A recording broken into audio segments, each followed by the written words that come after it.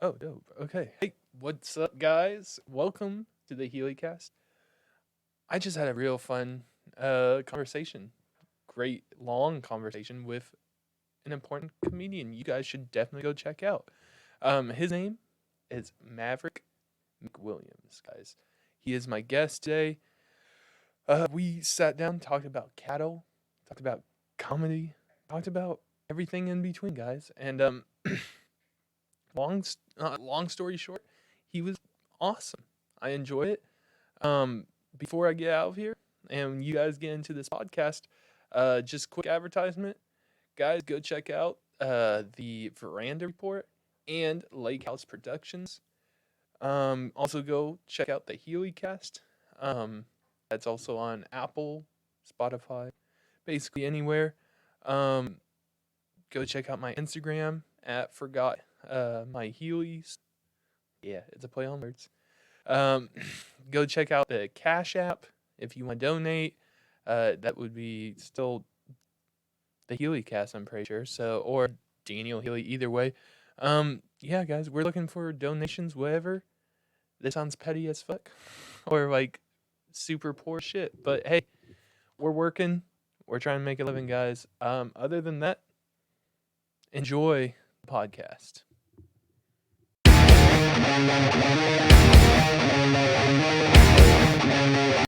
Okay, dope. Are we What's started? up? Yeah, we're good. We're good now? We're live now. Yeah, We're live? we're good. Not live, but we're hot. Like mics are hot. Everything. Okay, You know? okay, Yeah, we're okay. good. We're here. Okay. Jesus. What's going on, man? What's up, man? Maverick Mcwilliams. Yep. Everyone, Yeah, man. welcome back to the HealyCast, and welcome to the HealyCast. Thank you so much. Thank you So- to the people that watch this. I don't know if anybody's going to watch this. We have 3 subscribers so You far. have so- 3? Yeah, Oh, whoa.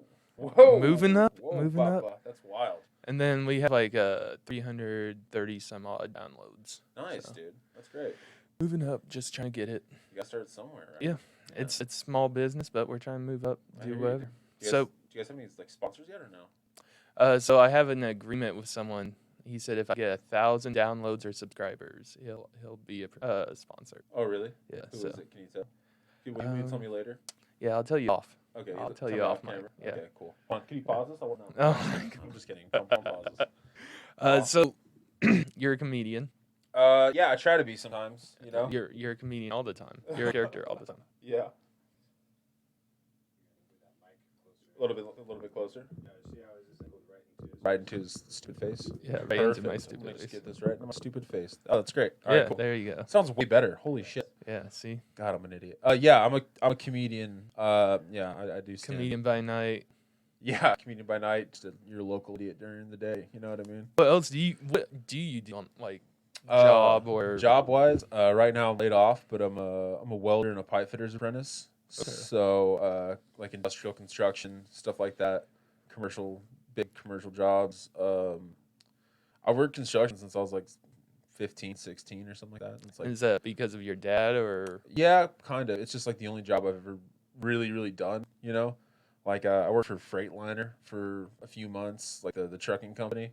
And I was just like I was like a delivery person for them, and then after that I was like a diesel mechanic for like a 2 months or something like that. that's and then always fun. I got my call to the union, and I started my apprenticeship like 5 years ago, and I'm almost done. I got like another year. And Oh, then- it's a unionship? yeah, and I'm an apprenticeship. Okay. Yeah, dude. Yeah, I mean, my dad was a firefighter for like 23 years in Albuquerque, and then he also built houses and Okay. stuff like that. I thought I remembered you saying Yeah. something about that. Yeah. So like I've always been around construction, and then the dude who actually taught me how to steer wrestle and like rodeo and stuff like that, he had a construction company, or he has one still. And when I was like 16, I was like summer break happened, and my mom's like, "Hey, go get a fucking job." And I was like, where?" She's like, "I don't give a shit. Just go get a fucking job." You know, and I was like, "All right." And so I was practicing one day, and I was at his house, and I was like, "Hey, do you know anybody who's hiring?" And he's like, "What are you looking to do?" I was like, I don't give a shit. Thank you so much. I was like, "I don't really care, man. I just need a job." And he was like, "Well, you can come work for me." And I was like, "All right, cool." He was like, be at this job site at 6 o'clock. We start at 6 o'clock sharp. Your dad? No, the guy taught me how to steer wrestle. Yeah. Oh, okay. I fucking hate listening to stories too. No, I was finished my beer. My Sorry, bad. man. No, but so I'm like, all right. So if we start at 6, I got to be there by like 5:45. Right. Right. So I'm gonna be like early. I'm gonna work hard for this dude. So I left my house and I was living in a little town called Edgewood, and I had to drive to Albuquerque, which is like 30-45 minute drive. And I got there at 5:45, and then like 6 o'clock rolled around, nobody's there. 6:15, nobody's there. 6:30, nobody's there. 6:45, people start kind of showing up, and I call him and I'm like, "Hey, I think I'm at the wrong place." And he goes, "Why are you calling me so early?" I'm like, "Cause I think I'm at the wrong place." He's like, and I tell him where I'm at, and he's like, "No, you're at the right place." And I'm like, "What the fuck? What? I thought you started at 6." He's like, "No, I told you that so you wouldn't be late. Start at 7." And I'm like, "Fuck. All right, cool." So, I mean, at least like like the old saying is, early is on time and on time's late. right, yeah. If you're not So 15 minutes early, you're late. But no, no, man, he helped me out a lot, and that was my first job as a laborer, and then I like started doing drywall, started roofing, framed for a while, done concrete. Uh, like I really haven't done a lot of masonry work, but I've like laid brick a little bit, not a crazy amount. well, you also did that. When did you join the military? I joined the military when I was like, it's kind of weird. I started comedy when I was 19. And then Where did you start comedy? technically, Albuquerque or? technically, I started in Tulsa. Oh, Yeah, okay. I went to one open mic in Tulsa, Oklahoma when I was 19, and then I didn't do it for like 6 months, and then I moved back to Albuquerque, and I started doing it there, and it's really hard to do comedy in Albuquerque because there's not one comedy club in the whole state of New Mexico. Really? Closest comedy club is probably El Paso, Texas. Not Santa Fe?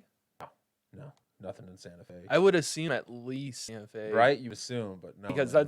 that's bigger than, well, it's not bigger population wise No, than it's- Albuquerque, but that's like the hot spot for New Mexico at least. It's like Santa Fe. I say this to people. Santa Fe is like really artsy and really like super like. That's where the comedy club would be. Yeah, right. Yeah. Well, there was one in Albuquerque. It was called Laughs, or yeah, it was called Laughs, and it was there for 10 years. Then it shut down. But that was like it shut down like 10 years before I did even started doing comedy. And so I I was there for about a year and a half doing stand up. I was really digging it. And one morning I just woke up and I was like, man, I feel like I need some direction in my life. Like I feel like I don't have any like discipline. I feel like I'm just like floating through the fucking wind or whatever, Right. and like I don't want to do construction for the rest of my life. So let's go see what the Navy has to offer. I went to the Marine Corps first. Hold on, you're in Mexico and Yeah, you yeah. talk about the Navy. Yeah. So well, this is how Oklahoma's a landlocked state. yeah. Well, But New Mexico's a hell of a landlocked state. This is how I joined the Navy. I was working at Los Alamos National Labs. The place where, the H bomb, the bomb. Yeah. Okay. The place where that was made. Okay. So I was working construction there, like, and we were building some pretty wild shit. And I was commuting every day to Los Alamos. It's like an hour and a half drive. So I'd have to wake up at 3:30 in the morning to go work. I work 10-hour days, 4 days a week.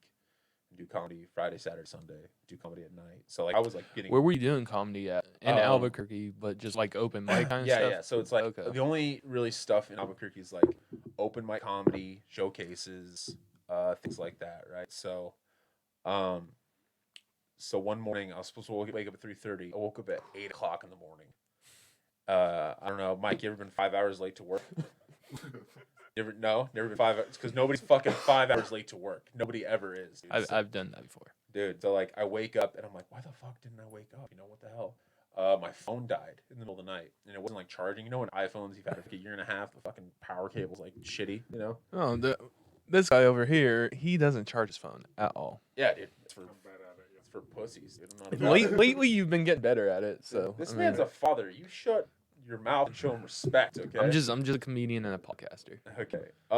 So I was like 5 hours late to work. I figure out what's going on with my phone. It's not charging. I find a phone, call my boss. I'm like, hey man, and I'm like usually not late to work, so I'm like, So he was really cool. He's like, oh, I understand, shit happens, whatever. Just come in tomorrow. I was like, okay, cool.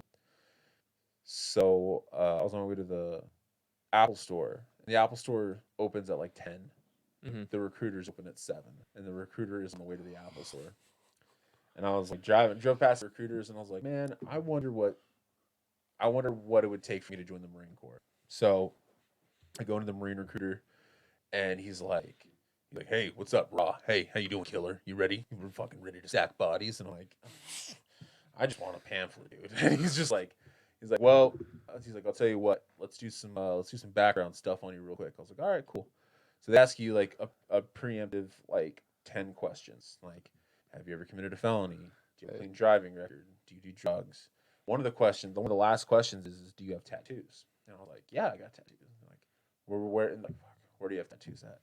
And at that time, I had pretty much my whole forearm done. And they're like, and at that time they didn't allow forearm. No. Well, they don't allow forearm tattoos now. They do, but I thought they were more lenient on that. The Marine Corps is the smallest branch of the military, so they are really restrictive. And but in times of war, they'll just let fucking anybody in. Mm. But we weren't really at war or anything like that, so they were like super restrictive.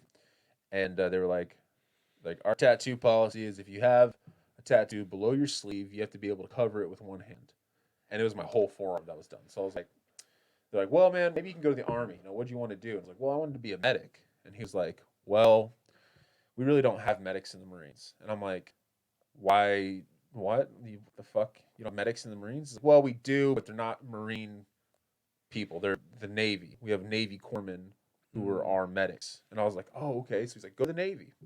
Long story short, I went to the Navy. I was like, I want to join. Like, all right. I talked to the people in my apprenticeship, and I was like, hey, if I join the Navy, could I come back in 4 years and just pick up where I left off? Because I was like halfway through my apprenticeship. And they're like, no, you can't pick up where you left off. You have to start over, but we'll bring you right back in. So I was like, fuck. So I told my recruiter that. They're like, well, just join the reserves. I was like, what are you doing in the reserves? I'm like, they just like explained it to me. So went to boot camp, went to A school. I haven't deployed anywhere, but like, I really don't like telling people I'm in the if it's a weird thing, is like I don't feel like I'm in the military, you know, because it's reserves. Yeah, it's just the reserves. I don't do a whole lot. Where'd you go for basic and stuff? I went to Great Lakes, Illinois for basic, and then I went to San Antonio, Texas for my A school. Okay, so Navy, when you're New Mexico, I guess everyone just goes to Illinois for Navy. Or? Yeah, so there's one boot camp for the Navy. I thought that what's Pensacola? Is that Air Force? No, too, or? Pensacola is an A school. It's a okay. So it's like an AIT or like an advanced training school. So Gotcha. if you're like air crew or because I know they have a big naval. Yeah. So Pensacola is like a huge Navy town. So what they do is like you go to boot camp, and if you're like anything in the aviation field, you usually go to Pensacola. Okay. To go learn your job. Like if you're an aircraft mechanic, what's San Diego then? San Diego's Marines and Navy. San Diego is Marines and Navy. There's a huge naval base there, but it's mostly there's like a shipyard there, so it's like so that's where the Marines kind of hitch a ride. And no, yeah, they have the San Diego base for the Marines it's like MCRD, Marine Corps Training Depot. Okay. Marine Corps Recruit Depot. The SEALs are out of. Yeah, they're out of Coronado, California. Okay. So it's San Diego pretty much. But that's kind of what's in San Diego. So which branch talks the most shit since you've been in the military? Army guys like to talk a lot of shit. Marines, everybody talks shit, you know, but like it's like everyone has their pros and cons, right? So if you're in the Army, they'll let anybody in the Army know, like if you're dumb as bricks, they're just fucking like 7 on the ASVAB. Get in here, if you're as mean as a pit bull, you're in the Marines, something like that. Yeah, like they say like they'll let anybody in the Army, like they say like fat people go to the Army, fucking killers go to the Marines. Yeah, like dumb guys go to the Marines, like pussies go to the Air Force, and then the gay guys go to the Navy. You mean the Chair Force? The Chair Force, yeah. Oh, did you serve? No. Oh, you can't fucking say it then, dog. No, I'm just kidding. No. I have a buddy in the Air Force. Oh yeah, we all have friends who do things. Okay, you don't hear me talking shit, you fucking animal.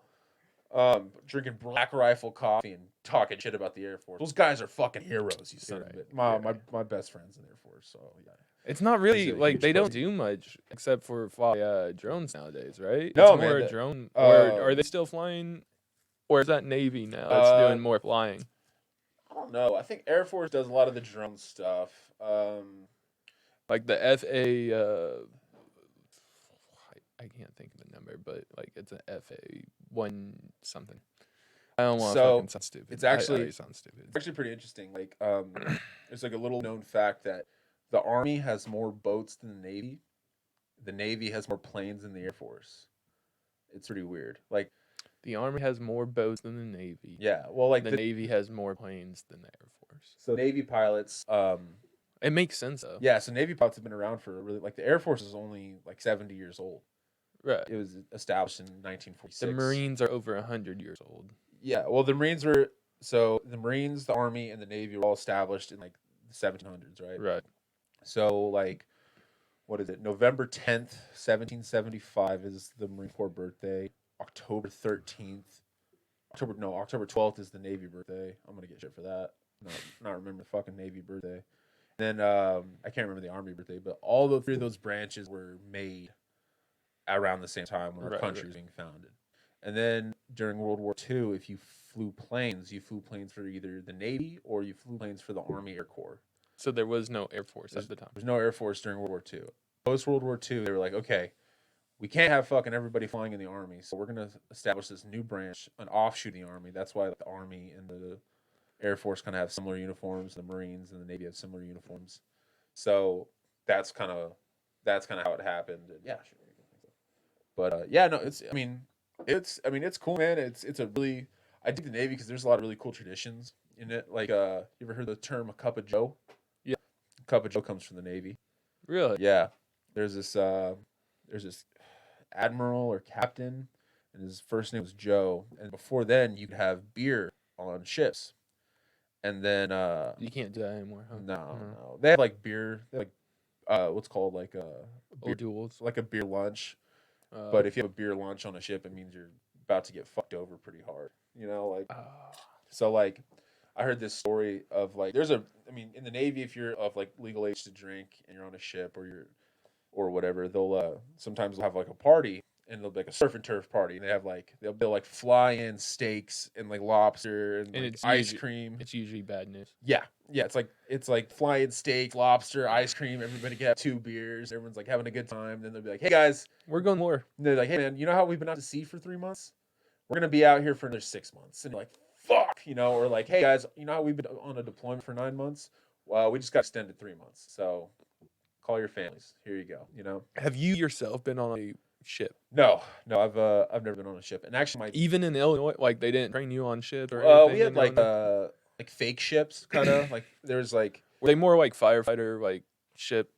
Like so, my buddy went through the Naval Academy, or not academy, but like the Navy boot camp and everything. Yeah. And he said like he did a lot more firefighting. Maybe it's just the job that he was doing. Well, in the Navy, everybody's a firefighter technically. Okay. So everybody knows how to put out a fire. Everybody knows what kind of fires there are. There's like 3 classes of fire: A, B, and C, and then D. And those 4 classes: A, B, C, and D. One's like a chemical fire. One's like a debris fire. One's an electrical. And they teach you how to like put all this shit out.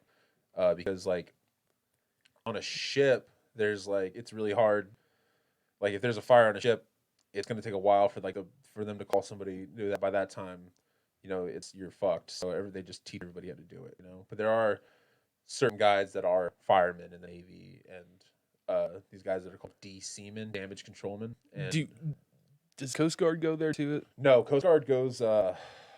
I think it goes somewhere in like Mississippi, maybe. I don't know where the Coast Guard goes for okay, it would just make sense if you guys all train together, but yeah, kind of. I heard the Coast Guard doesn't have like a fleet like at all. They have small boats. Like they have like everybody shits on the Coast Guard, but they do some hard shit, dude. Like I saw the video of one Coast Guard video where one guy jumped on the back of a drug submarine. Yeah, it's like their search and seizure team. So like every branch has really cool shit that they do. Like the Marines, like are obviously like they have like MARSOC and Raiders and shit like that are like their special forces, right? And they do super cool shit. But also there's like dudes in the Marines who are like fucking secretaries. You know what I mean? Mm-hmm. Like they're like personnel men or whatever, right?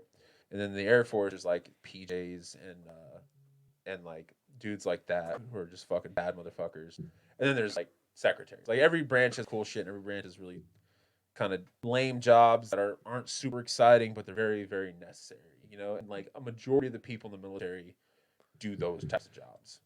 So you're in the Navy Yeah, yeah. and you're doing medical? No, actually, they made me a cop, like a master in MP. arms, an MP. Well, Okay. yeah, we call it an MA in the Navy, Okay. master in arms. But you want to do medical.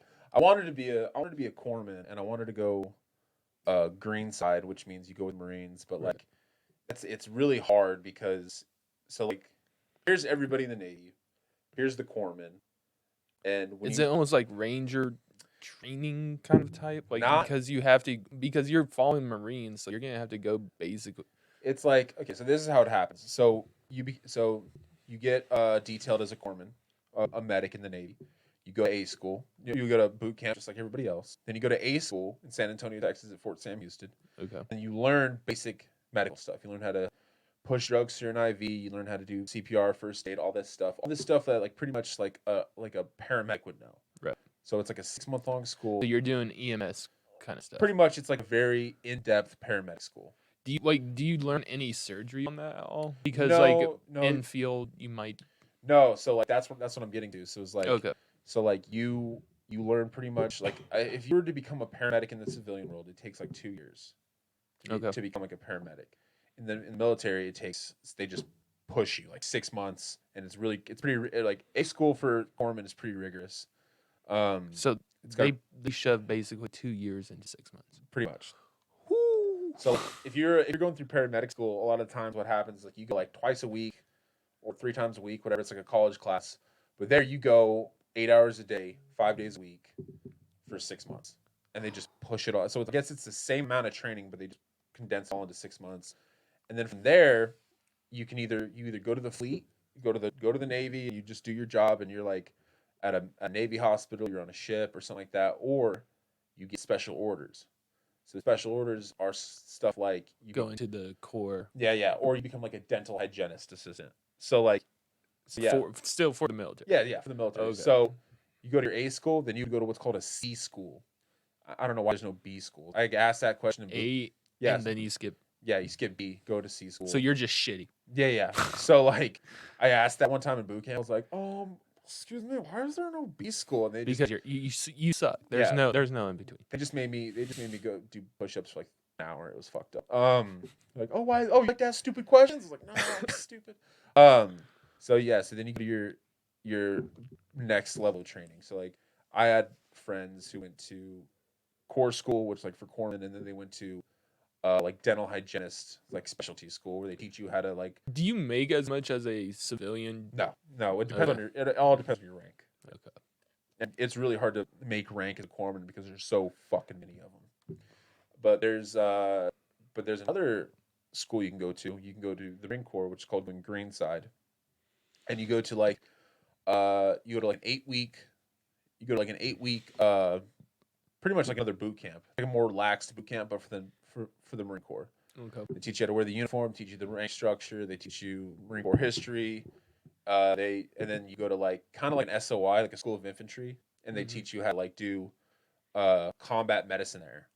So they teach you how to shoot, they teach you like all your gear that you're gonna wear, like, and they teach you how to like do battlefield medicine.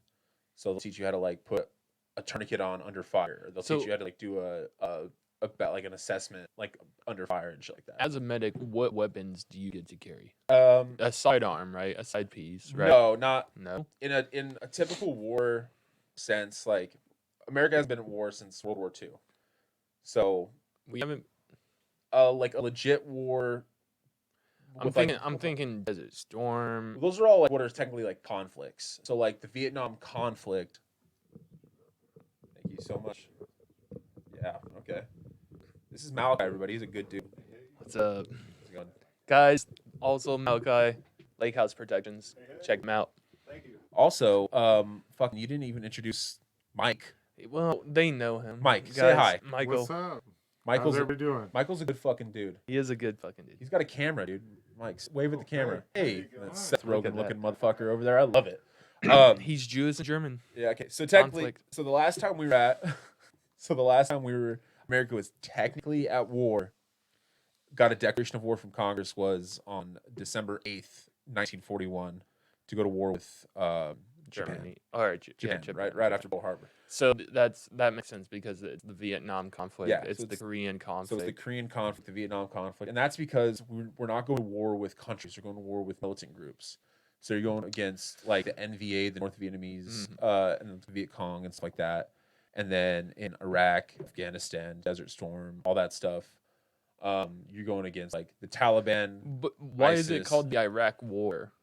I don't know. It's a conflict. It's a war, but technically, if you want to be a real like kind of cunt about it, it's a conflict. You know what I mean? It's like we just refuse to sign the Declaration of War. Well, that's the thing is like Congress, the president can use an executive order to put troops anywhere for 45 days, for like for 90 days. Like if Trump wanted to put soldiers troops in Venezuela, put troops in Venezuela, he can just put troops in Venezuela for us and like 90 days, and you can keep getting extensions on that. So that's pretty much. But it has to be from Congress, right? No, it's executive order. So he can keep pushing. Yeah. So like okay. there's a conflict that was like. But there's got to be a point where Congress steps in. Yeah, right? there has to be a point, and that's pretty much what it's for. Is like whenever the president puts him there, it's because like we're looking for something like we're looking for WMDs, we're looking for terrorist cells, we're looking for this, we're looking for that. So, and I'm a fucking idiot. I could be wrong on all this shit, but that's what I was taught is like that the president can do that. So during an actual war, in the Geneva Convention, medics can't carry weapons. Like medics don't carry weapons. Like Call of Duty's wrong. they can carry a sidearm, but that's it. And they're not supposed to be targeted. Is another thing. So that's the rule of engagement as well. You don't target medics. So the rules of engagement are a completely different thing. The rules of engagement are also called the ROEs, are determined by the amount of activity in a certain area. Like the ROEs in like Iraq in 2006 was any military age male you can engage. Okay. And then later it got pushed to you can't engage unless you're engaged first.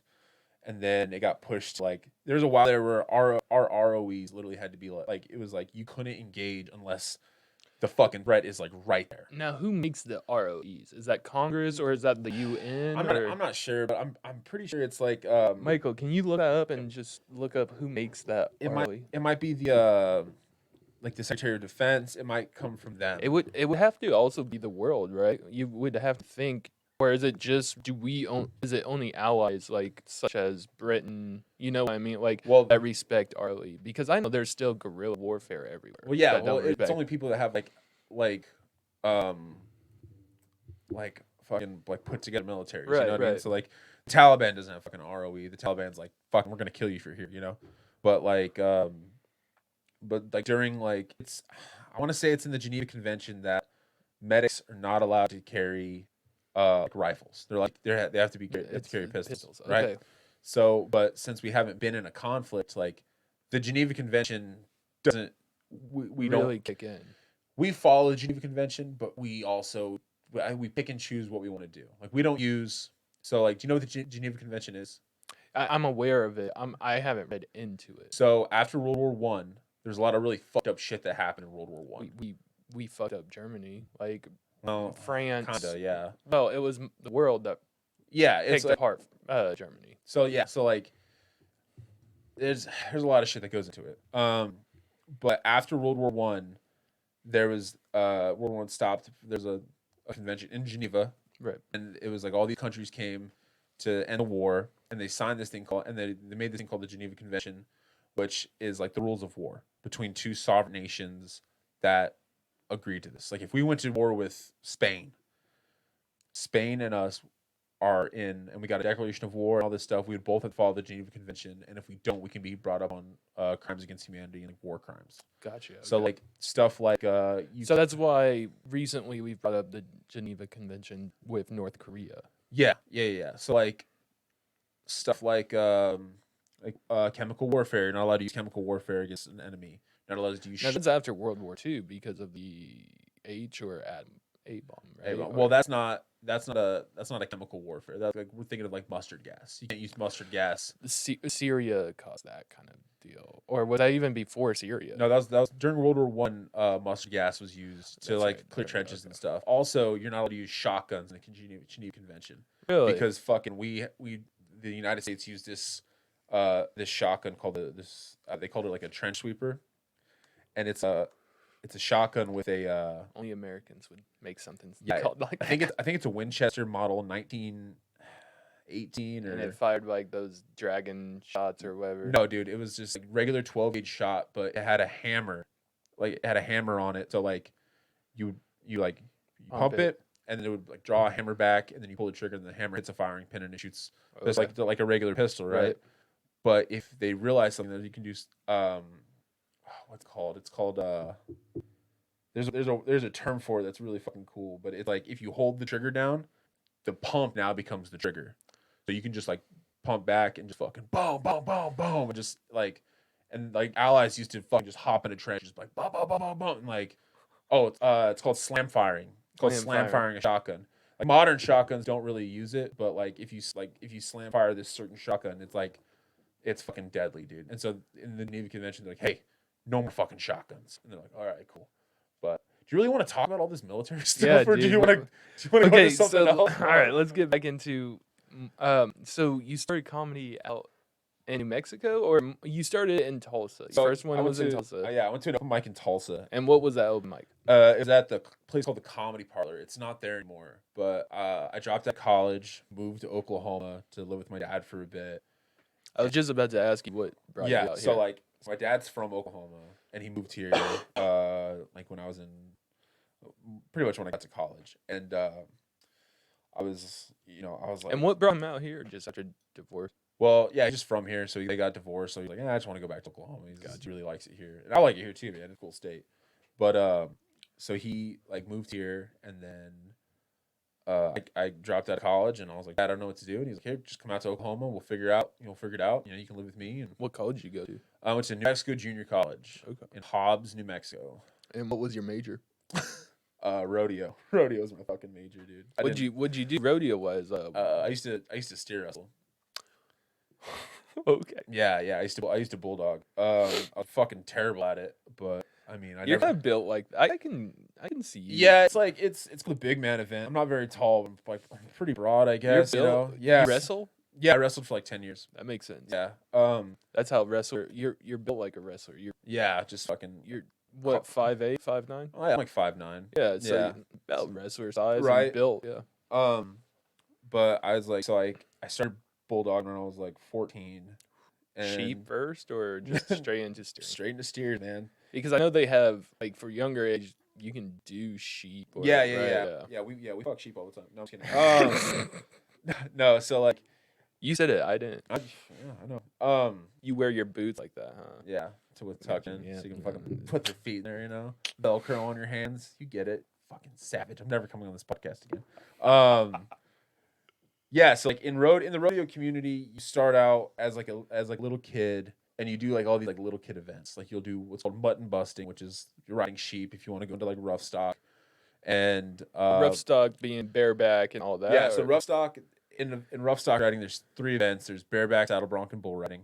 And like bull And you weren't curious, or you didn't want to. I've gotten on a couple saddle bronc horses, and that was a fucking good time. But I definitely got a concussion on the second horse I ever got on. They get near the fence. It doesn't matter. Oh right? no, yeah, Bulls won't. No, bulls will fucking put you in a fence. Dude. They're Really? wild. Oh yeah. Well, not really. I mean, Usually they either twist or buck. That's usually so bulls or kick or whatever. So like when you're riding saddle bronc horses or bareback horses, they run off, so you have a big arena. Right. But when you bull ride, a lot of time they'll close in the arena to probably like Small area. a 30 by 30 like round pen, I guess, 30 feet across, and they'll crack your latch, and then you'll come out, and they'll like bulls usually just come out like 10 feet out of the chute and then just circle right there. But I've seen bulls like circle and like they'll slowly come back to chutes and then just fucking like ram some dude to shoot. It's fucking wild. I've seen that a lot. Like I was up at Pawhuska a few years ago. Oh, I love Pawhuska. And I saw a guy go over a fence bareback. I saw a dude get kicked in the head one time. Jeez. He went out the back of he was a bareback rider, like his second ride ever. Not anymore. Yeah, dude. It was like his second ride ever, dude. And he fucking comes out and he's like raking this motherfucker down. And he just goes out the back. And then the horse just fucking catches him out the back, clips him in the head, knocked him out immediately. It was fucking crazy, dude. So yeah. And how you get off those, you just, they have two guys riding on each side of you. Yeah, those are called your pickup men. And so the reason for the two pickup men is one dude does something called, there's like a term for it, but it pretty much, he's like your latch man. He like takes off the flank strap. So the flank strap is what makes horses and bulls buck. Right. Bulls, it's just like usually like a piece of cotton rope, like probably about 3/4 inches round. You know, it's got a loop. It's got like a ring at the end of it, and like you pull it and you tie a knot, and it's just tight enough to where the bull thinks it's gonna, like, he can kick it off, and it's just loose enough to where it won't. You know what I mean? So like, it's like I always try to tell people, like, it's like, have you ever had a piece of tape on your hand? Yeah. And you like try to like flick it off? It's exactly like that. Like, you think you can get it off, but you're not gonna get it off. You know, you have to like fucking pull it off. So, but on horses, it's a little bit different. There's like it's like a loop. It's like a couple loops of a leather strap. There's a mechanical device that has like a latch on it, and on the bottom where it like goes around their stomach is like padded with sheep's wool. So it's like super soft. And again, it's just like they think they can fucking kick it off. So one of the pickup men will go and ride behind the horse and flip the latch. And then if you're a saddle bronc rider, they'll flip the latch and then grab your bronc rein and they'll like tie it on their saddle horn, like take them off. And the other dude, and you hop off on the other dude. Right? So for bareback riders, it's a little bit different. It's pretty much like they both ride up on each side. One guy, because there's not as much equipment either, right? No, it's just pretty much just what's called like a suitcase handle, or bareback. Now, is there anything that like makes them buck more? Like, is there anything in the rear end that? No, it's just the flank strap, man. Really, genetics too. Like, that's right. Like PBR bulls, you breed them for. PBR bulls usually come from a bloodline of like of breeding, you know. And you wrestled steers. Yeah. So like I would ride up next to one, and then I'd like slide off. I'd like hook up to their head, and like your feet would hit the ground. And how you're supposed to do it is you're supposed to like take your left hand, which is on the left horn, and put it kind of in your hip, and then take your right hand and like put it like around their right horn and dig your heels. Right? Yeah, and like you're supposed to like slide them out, or you can like stop. If you stop, you usually like your momentum will just throw you over. But when it throws you over the top, you grab their nose and roll back. Once all 4 feet are off the ground, then your time stops. And like professionals do it. Like the dudes at like the NFR do like a good NFR runs like 3 seconds. What's your best run? 4.6 on one. That's not bad. Yeah, it was a pretty fast run. It was like just boom right there. It was wild. Have you done anything here in Oklahoma or? No, I mean I haven't rodeoed in fucking 5 or 6 years probably. I really wanted to keep going with it, but it's such a fucking expensive sport, and it's like you gotta buy a horse. You gotta buy a horse. Keep feeding the horse. If the horse breaks its leg, you gotta shoot the fucking thing. Yeah, then gotta fucking eat it. You know, it's fucking pain in the ass. We don't let meat. Yeah. We'll eat it. Huh? No. I don't know. That's a New Mexico thing. So. Oh, it's an everywhere thing, dude. Oh, really? Yeah, I eat horses everywhere. I know on the Oregon Trail they did. You ever been to a Chinese food restaurant? Absolutely. Me too. Anyway, dogs are amazing.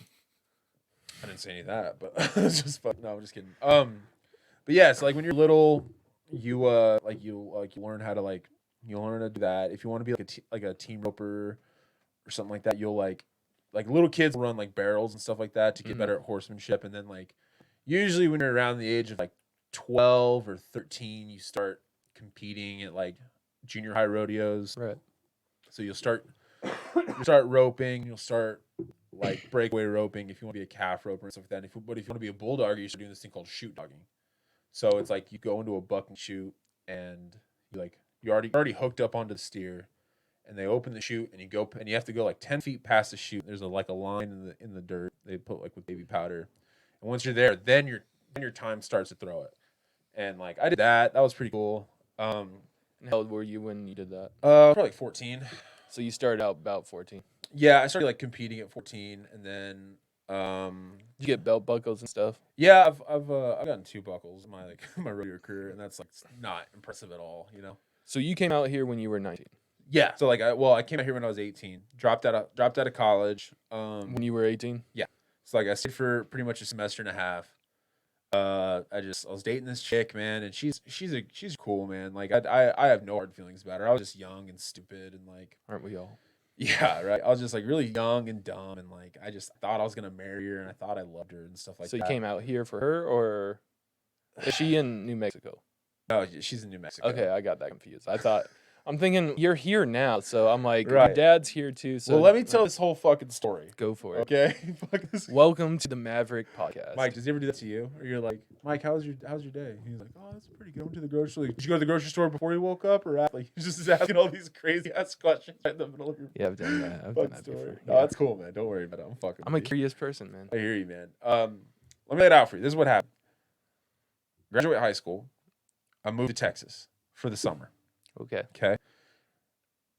I go to college in the fall. Back in New Mexico. Okay. Okay. I rodeo for the first rodeo season. There's 2 rodeo seasons. There's one in the fall, one in the spring.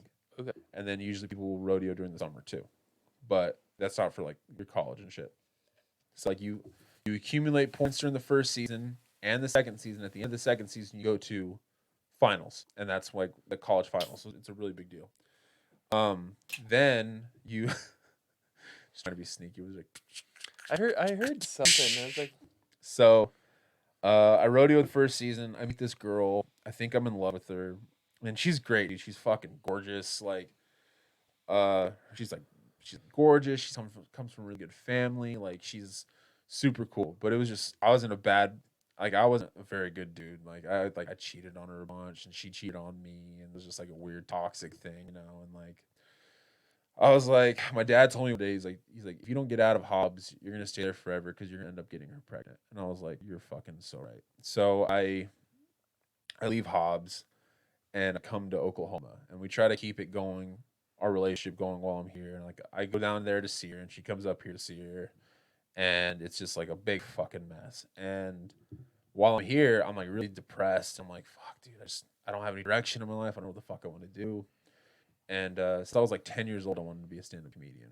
I saw what got you? Who was your first stand-up you saw? I saw the first stand-up I ever saw. What, just like TV? What, not in person? Just like No, yeah, just the first yeah. experience I ever had.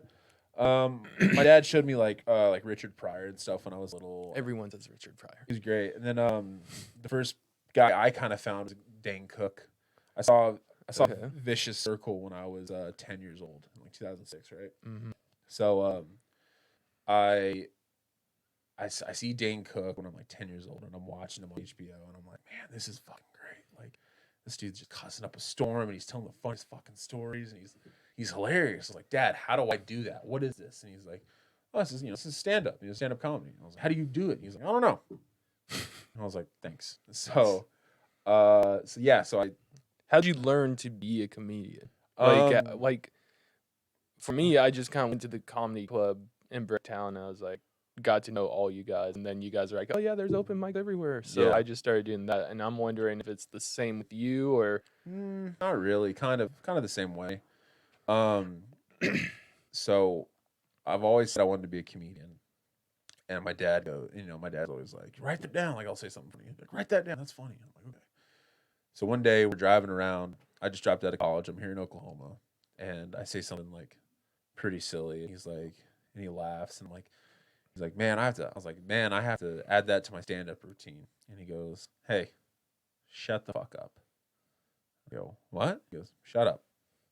I'm like, well, what do you mean? He's like, you've been talking about doing stand-up since you were a little kid. You either need to go fucking do stand-up or shut the fuck up about it. And I was like, how do I do it? He's like, find a place that does stand-up comedy and see if they'll let you try it out. And I was like, all right. And you're 18, 19 at this point. So yeah, so I'm 19 at this point. what, 2014, 2015? So we have technology at this point. Yeah, so I'm it's June 15th, 2015 is when I started doing trying to do stand-up. Ooh, So he's got the date down. Yeah, well, it's on my Instagram. I was like, Oh, well. So What's your Instagram? it's Maverick Mcwilliams. That's it. At Maverick Mcwilliams. Yeah. Check it out, guys. Check it out. It might be like Maverick _ McWilliams or something like that, but I don't know if there's a fucking Maverick McWilliams else in the world. But so anyway, so I get online, I find out that there's a place that does stand up comedy in Tulsa, and I'm living in Duncan, Oklahoma, which is like South Oklahoma, right? It's a 3-hour drive. Yeah, it's a fucking 3-hour drive to go do 10 minutes of fucking stand up comedy. You can keep that if you want. So Thank you. Souvenir. you're welcome. So I call this place and I'm trying to get a hold of them. They're not The answering. laugh, It's called the Comedy Parlor. and it no longer exists. Yeah, it's not Okay. shut down, I'm pretty sure. So and I'm working on this like routine, and I have it like in my head how I'm gonna do it. I'm calling people and telling them like, "Hey man, is this funny? You know, is this? Did you laugh at this?" And people are like telling me like, "Oh no, add this or say this or don't say that." And it finally comes the day of the open mic, and I'm like, I'm like, "Dad, are we going?" He's like, "Do you have a fucking spot? I'm not driving 3 hours for you to maybe not get it, Right? Because they did a lottery system.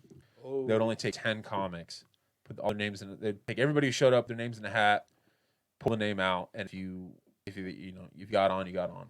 And I think they might have pulled something that you would get like a guarantee, like the next week or something like that. So on the day of the open mic, I get a hold of them. I'm like, "Hey man, I'm coming all the way from Duncan to come do your mic." Right. And I had to find a mic that was like I can be like 18 and do it, or 19, right, under 21, right? Right. So Paseo's probably the only one you could. Paseo's probably the only one here that you do, or like Because JJ's is in a bar. JJ's is a bar. Candles is a bar. Candles is a bar. The comedy. That's. Yeah. Nate was. Nate. I don't want to rat. Never mind. Anyway, so I fucking, and they're like, yeah, come on out. Yeah, fuck it. We'll give you a guarantee. Fuck yeah. So I go and I get there, and I don't think anybody told I was actually gonna be there. And so they put all our names in a hat, and the first name they draw is mine. Ooh. And I'm like, it's fake, dude. I do a 5-minute set, and it goes really good. 3 hours for 5 minutes. Yeah, I've done less. That's less, so dude. crazy. It's dude. wild, dude. And man, I'm fucking walking through high cotton, right? Man, I'm just fucking stoked. And you actually did good your first mic? Yeah, I did pretty good. Did you record it out? Yeah, my dad recorded it for me. It's somewhere. It's fucking. I hate watching myself. I think every stand up does. I just like fucking. You remind me. Your comedy reminds me of like a Dane Cook attitude. Yeah, with a Patrice. Because you crowd work so much. Yeah, Patrice crowd work a lot. Patrice O'Neill's a fucking legend, dude. Rest in peace, dog. Right, and you just like I watched you at Kendo's Thursday, and you were just going. You were like, "What's your name? Man? Yeah. What's your name?" And you just crowd worked so well, and I'm just like, Jesus Christ, I wish I could do that shit.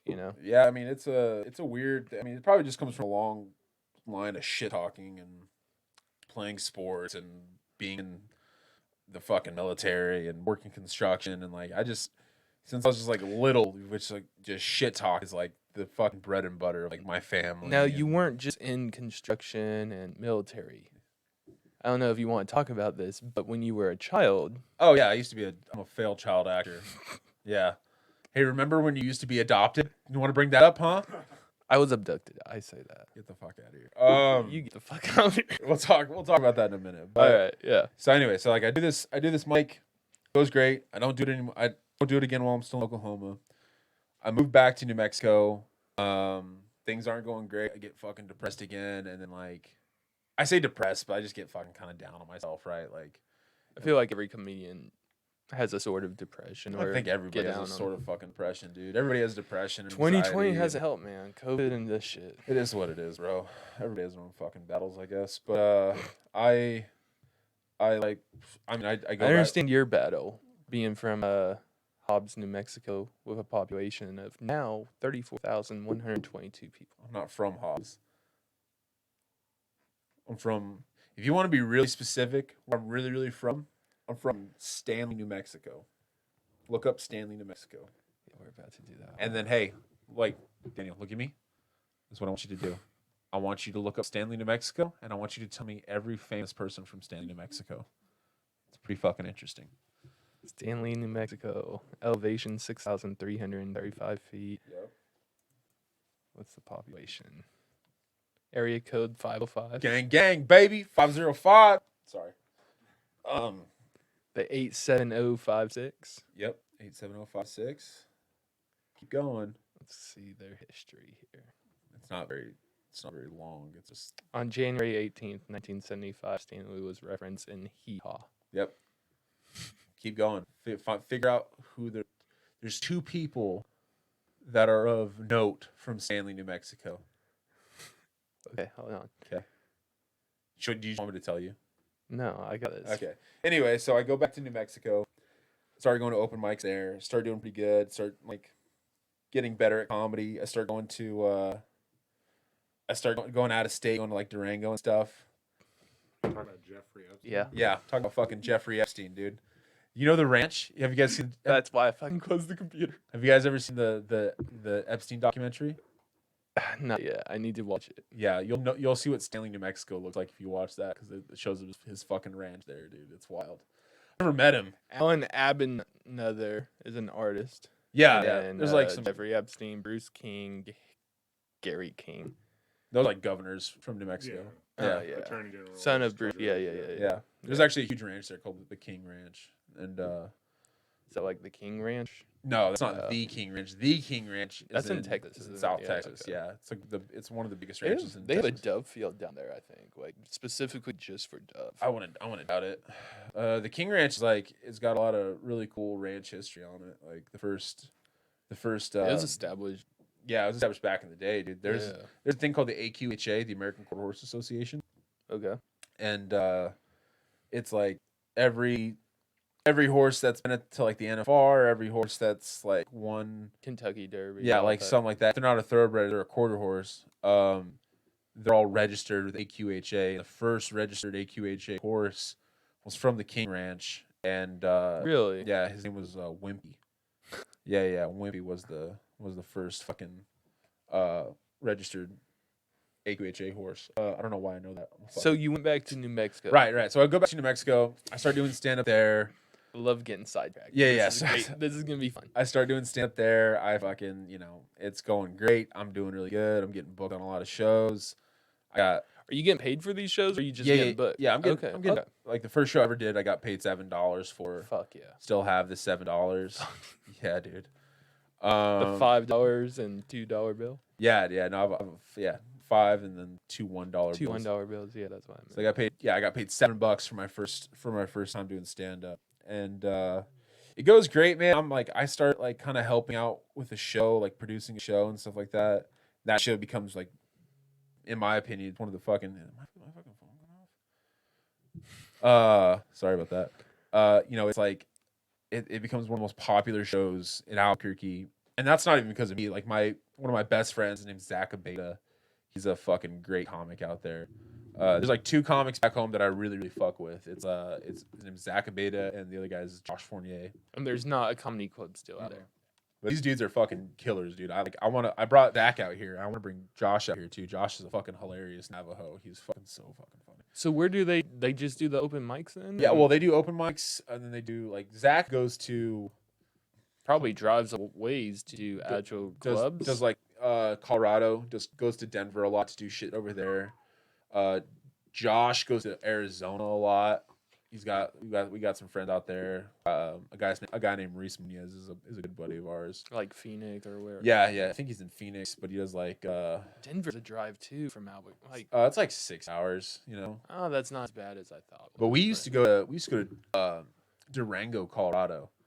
Durango is I know where you're talking about, dude. yeah. Durango. If you don't know where Durango's at, for your viewers, it's like a super small mountain town, but they have like the weirdest, dopest comedy scene I've ever fucking seen, and it's super fucking cool, man. And so then one day I realized, like, one day I get a text from like 3 different people, and they're like, and this isn't like, I'm really not trying to brag here, but in the span of a day, I get a text from 3 different people that are like, hey, do you want to do this show again? Do you want to do this show again? Do you want to do this show again? And I'm like, yeah. I want to do it. And I'm just like, dude, I'm getting booked for the same fucking shows. I'm doing the same fucking rooms. But it's shows. You're still booking stuff. But here's the thing, man, is like, do you work out? No? I eat a lot. Fuck yeah. Well, if you work out, like, that's the thing about comedy, man. It's a muscle, dude. And it's like, and if you don't fucking, Oh, I agree Yeah. because I skipped out 2 weeks and then I went up Thursday and ate a bag of dicks. Yeah, like you So, always do. It's wild. Thanks, I appreciate it. Malik, I thought that was funny. So did Mike. Fired. Fucking fired, dude. Dude, I'll start a podcast. You fucking come work for me, Papa. You'll be on camera. Actually, we're partners, so I can't fire him. So, comedy's a muscle, man. It's just like anything else. Like the reason I'm good at crowd work is because I never stop fucking doing it. Right. The reason I'm like decent at comedy is because I fucking try to. How long do you write? I don't write. You don't? No. Really? Yeah. I don't do that. Go off memory and everything. Go off memory. Go off feel. Bullshit, basically. Bullshit, and it works. I did 37 minutes of crowd work at a bar in Weatherford, Texas, about a month ago. It was fucking wild. And you've never been a salesman. No, I won third in state for agricultural sales in FFA. So, what the fuck's up, dog? Better than me. I've never been in sales, so. Anyway, so like I said, dude, comedy's a muscle, man. And if you go to the gym and you want to get stronger, and you just keep doing, 10 reps at 45 pounds, you're never gonna get fucking stronger. You're just gonna stay the same, right? So you gotta test yourself Exactly. So I was like single at the time. I didn't know what to do. I was doing the same fucking shows every month, and like I wasn't growing. I was staying the same, whatever. And I was like, I need to get better. I need to go somewhere else. I need to go to a bigger market. I can't go to LA or New York right now. Okay, so you did that one mic in Tulsa. Yeah. Went back to Albuquerque. Yep. Did mics over there. Yep. What brought you back to Oklahoma, and why Oklahoma City? Well, Or are we getting there? we're getting there. Okay. Continue Okay. then. So I think to myself, fuck, where could I go? We're in Albuquerque right now. Yeah, so we're in Albuquerque right now. I'm like, where the fuck could I go to get better at comedy? So I start thinking, I'm like, all right, where do I know people? And I start thinking about all the places I know people. And it turns out everybody I know is in a rural fucking town. Besides my dad. My dad lives in Oklahoma City. So I'm like, okay, let's look up Oklahoma City. Wait, And- so he lived in Duncan the Yeah, first yeah, time? he lived in- So he he lived in moved Duncan, up. then he moved up Gotcha, to. okay. He started dating this lady, my stepmom, and then he moved to Edmond. Okay, gotcha. Okay. Edmond area, I guess. Just try and piece everything together. Yeah, because- no worries. Gotcha. And so I So you live with stepmommy and daddy? Huh? You live with dad still? No. No? You live by yourself? fucking grown up, dude. What the fuck you talking about? And you're 24. Fuck me. Yeah. Anyways, I have continue. fucking insurance, dog. Medical insurance. All right. Good job. Blue Cross Blue Shield, baby. Same here. Fucking dental, vision, anal. I got all that shit, dog. You got toenail insurance, bitch? No, I don't have Me neither. But if I had it, I would have it. You know what I mean? Anyway, so no, man, I haven't lived. The only time I lived with my dad since I've been here was when I first moved here, and I was looking for a place to live. Okay, I lived with him gotcha, for like a gotcha. month, and then I found a place. But besides that, I haven't lived with a parent since I was like 19. Okay. What's your mom cooking tonight, by the way? She does cook. I cook. Whatever. Anyway, It's gonna do deer fajitas, but cool. fuck yeah, deer fajitas are tight. Right. So You asked. I figure out that Oklahoma City has a comedy club, the Looney Bin. So I fucking move here. I start doing the Looney Bin. How is the Looney Bin? Just so I know, It's all right, man. I mean, you can't curse there, right? yeah. I mean, if you're a feature, you can. If you're a headliner, you can. You get away with like maybe a bitch or like a shit. But if you say goddamn, they'll fucking kick you out. Gotcha. So I talk to people in my apprenticeship. I'm like, hey, I want to transfer to Oklahoma to the union there. They say okay. So I transfer here. I start working for the union here. I start going to places like the Paramount Room when I was around. Another side note, how was the Paramount? That's like a small room, but The Paramount Room. I've seen pictures and I was like jealous. Like that looked bomb as The shit. Paramount Room is like not to sound cocky or anything like that. The Paramount Room was my fucking comedy store. Really? Like I loved that room, dude. I love Brad Chad. Brad Chad. Who is? Brad Chad Porter is Brad Chad Porter is a staple in the Oklahoma comedy community. Okay. He's great, man. He's a really great comic. He's a great dude. He's a great promoter. And why have I not seen him? Just because of COVID? Well, he doesn't live here. He doesn't live here anymore. He lives Oh. in Arkansas. Oh, okay. So he moved to Arkansas recently, and he manages the Grove Comedy Club in Arkansas. Okay. So, and if I I don't have a lot of mentors in comedy. You know, I have like peers and stuff like that. But if I had to find a mentor, it was like guys like when I moved here, it was guys like him. See, so like you and Adrian are my two guys. Me and Adrian are your two guys. Yeah, because with your crowd work, I'd like to try to get like more into crowd work, but like I don't want to like be strictly crowd work. Yeah. But and Adrian has stories. I want to get into stories. Stories are great. You know? So like you guys are like, I don't know, you guys are really good. So Appreciate it, man. you want another one? Sure, I'll take another one. So Brad Chad Porter used to have this bar called the Paramount Room for your people who don't know. Thank you so much. Does he still own the property? No, he never owned it. He was just renting that property. Does he rent it still or anything? No, he lost it during COVID. Ah, shit. Yeah. So that's why the Paramount's no longer there. Like, yeah, so like COVID really hasn't done a lot to me. Like, yeah, I lost my job, whatever. Like, it's not a big deal. But the shittiest thing that COVID has done to me so far is take the the fucking Paramount Room away from me. Do you think it will ever relive? No, Really? it's done forever. Well, it's a bar. It was a bar It was right? a bar and a performance space. So they would have like weddings. They had a huge room. So a venue. Okay, Yeah. Okay. So it's like the Paramount Room is like it's on Film Row, and it's at the Paramount building. So you like go up these stairs, and there's a huge fucking like dance hall kind of with a stage, and then there's like a back room where we did a podcast and stuff like that. And then off to the side there was a bar, and this bar it was like little like it was kind of a cool bar, and it was just like. And then the stage was kind of in the back, wasn't Yeah, it was just kind of like an open area that we did the Okay. mic at. But if we did a show at the Paramount Room, like people like Mark Norman were there, Eddie Pepitone. Mark Norman? Yeah. Really? Mark Norman did the Paramount Room one time, and it was one of the best shows I've ever fucking seen in my life. Was he doing like Looney Bin too, or was it just No, he got booked. Like they booked actual? Wow. they booked Mark Norman. So they were kind of like the legit comedy club before the comedy club. Because yeah, comedy club just started before Bricktown. Yeah, Bricktown just started about 8, 9, maybe 10 months ago. how I got my foot in the door at Bricktown was I won second at the OKC comedy contest, and the owner of Bricktown Comedy Club was there. She saw me. And Liz, yeah. No, Liz isn't the owner. Oh, the owner. The owner. Liz Yeah, is the manager. Liz My is the bad. manager, right? So Renee, the owner, they own Bricktown, Spokane, Appleton, Wisconsin, and Tacoma. So they own 4 clubs, and she saw me. She's like, "Oh my god, you did so good! I want you to come work at the club." And I was like, "All right, cool, yeah." Or she's like, "I want you to come. You know, whenever we open the club, I want you to come there." And they gave me my first like club set, which was on New Year's Eve last year. So when they mean when she means come work for her, is that like did you get passed kind of deal? No, not right. Like you know what I'm talking about. I pretty much got past the comedy club because Okay. I won the comedy contest. And Okay. like I got passed, Rainey got passed, the guy who won Matt Rainey, yeah. The guy who won. Matt Rainey won. Really? I was gonna just ask you who won it. Too. Yeah, he fucking crushed. He did great. Matt Rainey's a fucking murderer. I've had him on. He's great. He's a fucking murderer, dude. So he won. I got second, and then so she saw that, and like it was kind of like a semi pass, you know.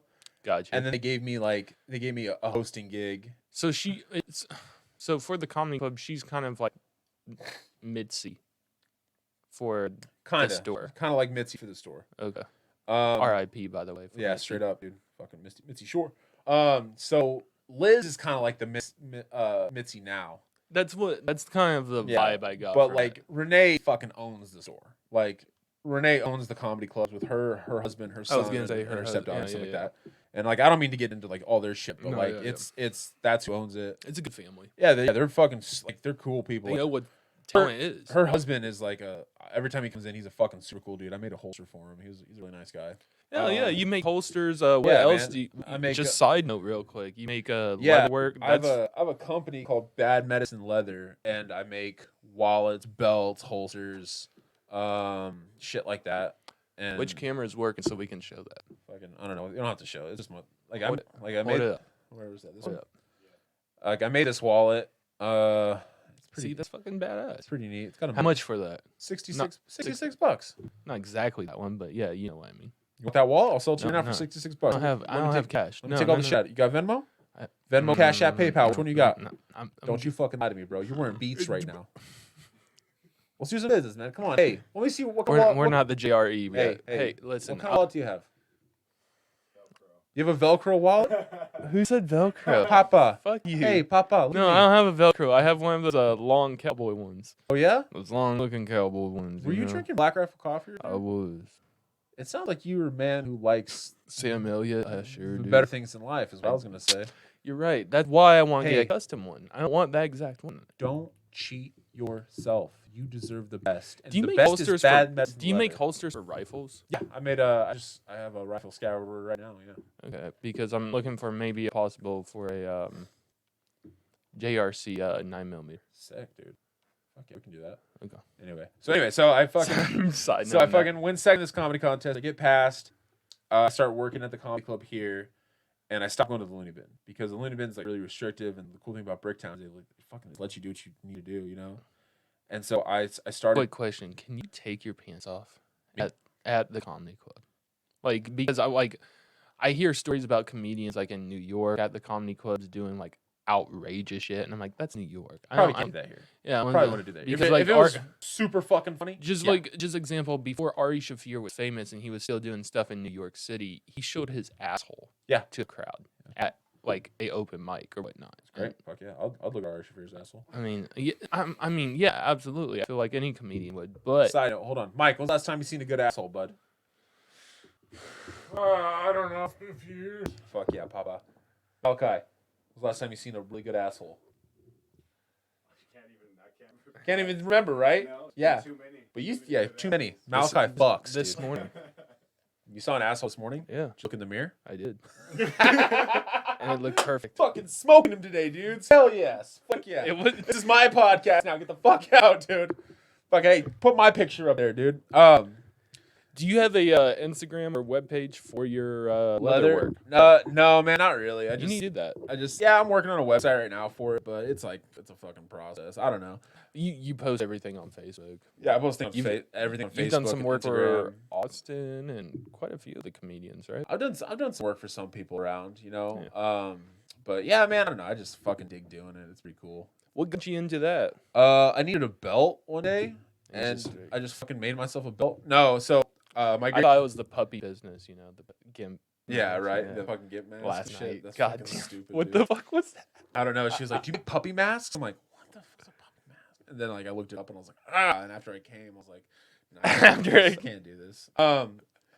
So my great grandpa had this fucking super cool custom, fully tooled Western belt, right? Buck stitched, everything. It was dope as fuck. Buck stitch. This a prisoner made it for him.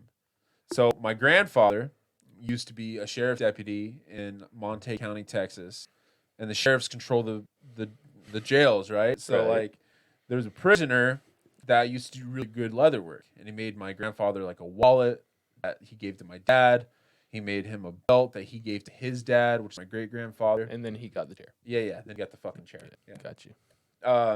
So You make real good belts, but Yeah, god yeah. damn it, we still gotta kill so you. I gotta kill you, brother. It's Sorry. Texas, you It's know. Texas, baby. He was special, but they're like, Yeah, you know what I mean? Woo! Wild. So so I was snooping around my granddad's house one day and I find this badass fucking belt. And it fits me and I'm like, oh, I'm gonna fucking wear the shit out of this belt, dude. I wore this belt for 5 years. It finally wears out last year. And I'm like, fuck. Well, time to go get a new belt. So I go to Boot Barn and It's hard to Cavender's. find a good belt. Yeah, right. Unless I'll fucking make it for you. Salesman, baby. So I go to Cavender's, Boot Barn, all these fucking places that have the belts that I kind of dig, and I was like, man, all these belts are super generic and fucking lame, and I was like, how hard is it to make a belt? And I look it up, and I'm like, oh, it's not hard at all. So I go to this place called Tandy Leather. Shout out to Tandy Leather. It's 2 pieces, right? You sew 2 pieces. You can. We'll get into it. Go ahead. Yeah. So we'll get into it, bro. So I go to Tandy's. I get what's called a belt blank. It's just literally a long fucking piece of it's a belt. Leather. Yeah, it's a long piece of leather, but Without holes or no, it's a long piece of leather, but it has snaps and stuff on it for a belt buckle. Okay. So you can tool on it, and it's just a veg hand piece of leather that you can make your own. So I get this, and it's actually the belt I'm wearing right now, and I get this fucking piece of leather, and I start fucking tooling on it, and I'm like, oh man, this is so badass, and make it. And I spent $300 in fucking leather tools. And I was like, well, I have all these tools. I might as well start making shit, you know? So Right. I make like a couple knife sheaths for people. I started making a couple holsters for people. I started learning how to do it like better, and I started getting more tools. And then like, Have you made a return? I guess. huh? Have you made a return? No, Since you yeah, got, I've probably made a return on what I made like recently. You know, because I mean, you said $300. Your Well, stuff. I have like that was at the beginning, so it was like $300 in leather, just my tools, and then Would you take? No, good. I'll ask you after this. okay, Good. so like it was the initial tools were like $300, and then after that, I just like I'll buy like a tool I need every once in a while. So I probably have like right now I probably have like maybe $1,000 in tools, and then I have an $800 sewing machine. Damn. Yeah, like an industrial walking foot sewing machine. Now, do you take leather from like customers, like such as deer hide, or like if I they can, like people yeah, hunt and yeah. not? You know, do you know who Bryce Maddox is? I do not. He's another comic here in town. He's a really fucking cool dude. I made him a full Western gun belt, and he was like, he brought me this fucking deer hide, and he was like, "Do you think you could do something with this?" I was like, "Maybe. I don't fucking know. Maybe. I don't know. You want to leave it here with me?" He goes, "Yeah." So he left it with me for a few days, and I was like, "Nah, I'm not gonna do shit with this. I'll just give it back to him." But yeah, but if like somebody came to me and was like, "Hey, I want you to make me a fucking rifle sheath, and I want you to fucking wrap in this deer hide I have," I'd be like, "All right, I'll I have a fucking do it." beaver pelt, You have a beaver pelt? and I haven't Good done for you. anything with it. And I was thinking about making it into a sheath for. So I have a crossbow sheath, but like the arrows keep falling out, so I just thought I'd wrap it in the beaver hide, That'd be pretty cool. or do just kind of like a carrier for a rifle or something. That'd be cool. I mean, a beaver hide's only like that fuck big. Yeah, and it's round, so Yeah. you just Yeah, we can wrap it around. We'll figure it out. something like We can that. talk about it later, you know. Absolutely, absolutely. But yeah, so I just started making wallets and stuff and started selling them to people. So you did that a year ago? Or so? Yeah. So I started doing leather work. Like So you're doing comedy and leather work. Yeah, I do comedy, leather work, welding, pipe. How many fitting, gimp masks ranching. have came out with? None. We talked about None. the None puppy yet. mask. I can but make you one though. I don't want any. I was No. just that girl. She seemed really interested. Oh, Meg? Yeah, she's super Meg. cool. She's a cool girl. She She's seemed fucking very wild, interested. wild dude. Yeah, I don't know, man. I just have like a lot of hobbies that I like do. Like I don't know. I'm like at the end of the day, I'm just like a pretty simple fucking dude. You know, like I don't really have like a lot of aspirations. Like if I can just like have a piece of land one day and some cows and then do comedy, that's really fucking all I want. You know. You want to get like a special eventually, or like where are you trying to go with this comedy stuff? Like make just a comfortable career with it? Because If I I looked can- up the salary of just like an average comedian. Yeah. It's about the same as a teacher here. Yeah. It's about 30 to 40K. Not great. You know. No, it's not, but it's a living at least. And Yeah, you sure. get to go on stage and talk, and If I you're could- talking for 40, 50K, whatever. You know? If I could pay my bills and make my future wife and kids comfortable, that's where I want to be. You know, like as long as my kids are fed and they have food on their, food on their plates and shoes on their feet and clothes on their back, and like my wife is happy, like that's all I really give a shit about, you know. And if I can do that with stand-up comedy, then yeah, I'll do it. And if I can do it with pipe fitting and welding, then yeah, I'll do it. If I can do it with ranching, I'll do that, you know. That's kind of what I'm kind of betting on comedy in this podcast. I dropped out of college and then here I am. You're not a big gambler, huh? Talk about a So lot of how long? boring shit. So you're 24 now. yeah, 24. You started comedy around 19. Yeah, I've been give doing, or take. doing it for about 5 years. Yeah, Are you liking it? Obviously you love it. it's Are you in love with it? Like you've had your probably down moments with it, right?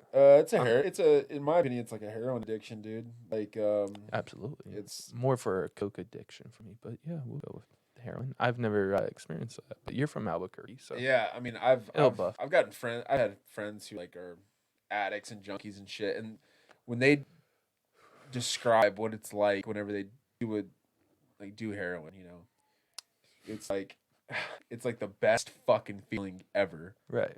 led by the worst fucking feeling ever, and then a feeling of you have to do it again. Oh, know? so it's an acid trip. No, it's a fucking no.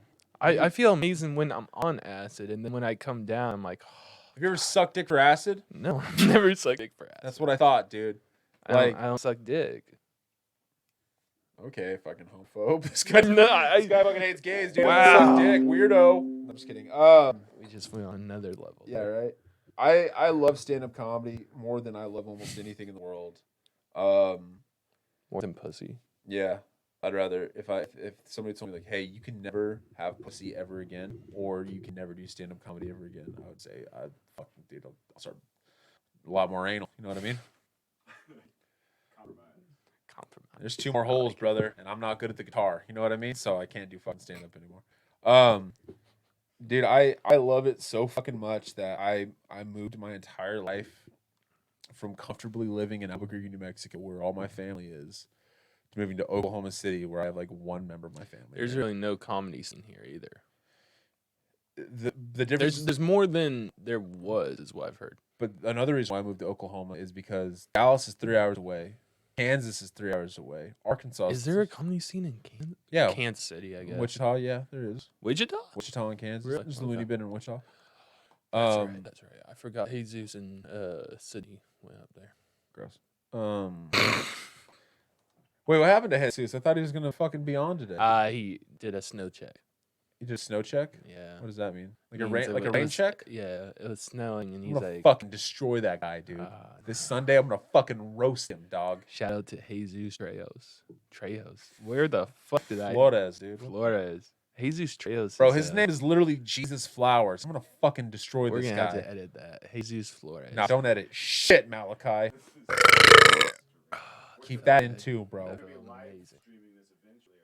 Yeah, apparently. Yeah, true. We are. Dude, no, man. I mean, I've never felt the way I do. Like, I've played sports.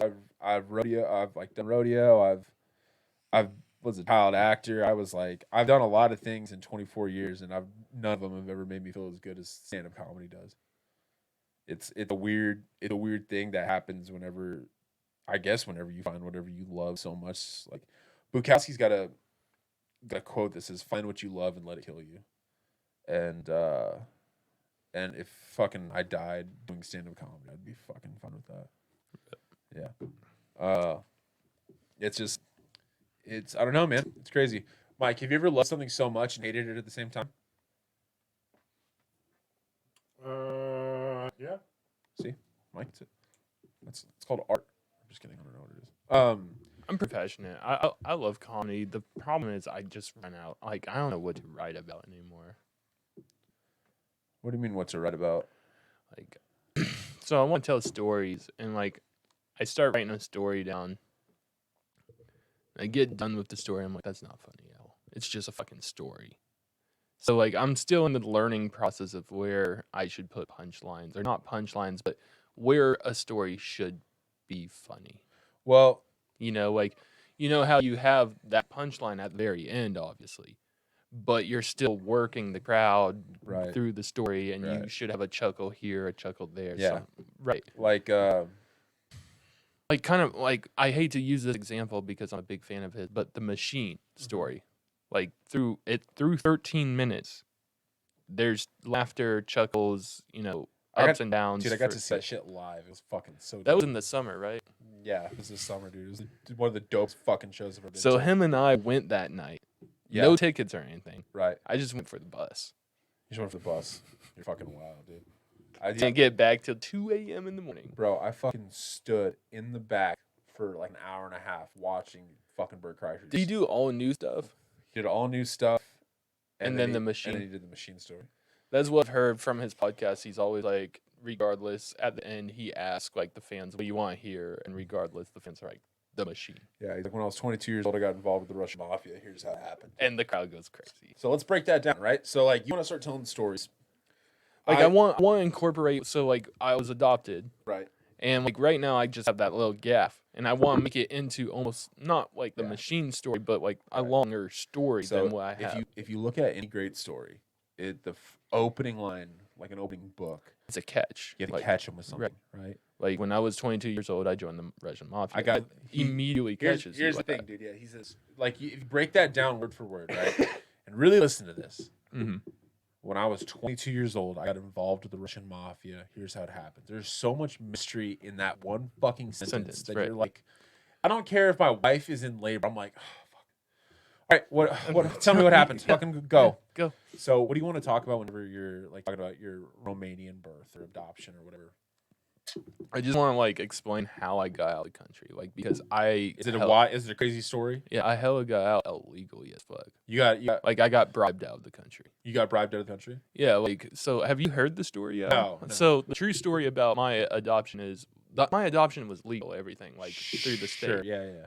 But to get me out, because there was turmoil, communism was controlling everything. The miners finally were like sick and tired of this. Right. They're trying to unionize right. and shit. Yeah. So like there was a overthrown or a coup at Uh-huh. that time, and the T.S.A. there was like his paperwork's not good, like because basically I didn't have a country because Right. Romania was at civil war Sure. turmoil. Yeah. So my parents left the terminal, went back to their taxi driver. The taxi driver's like, "Why you no go?" And he's like, "My dad like because his paperwork's not good at all." Right.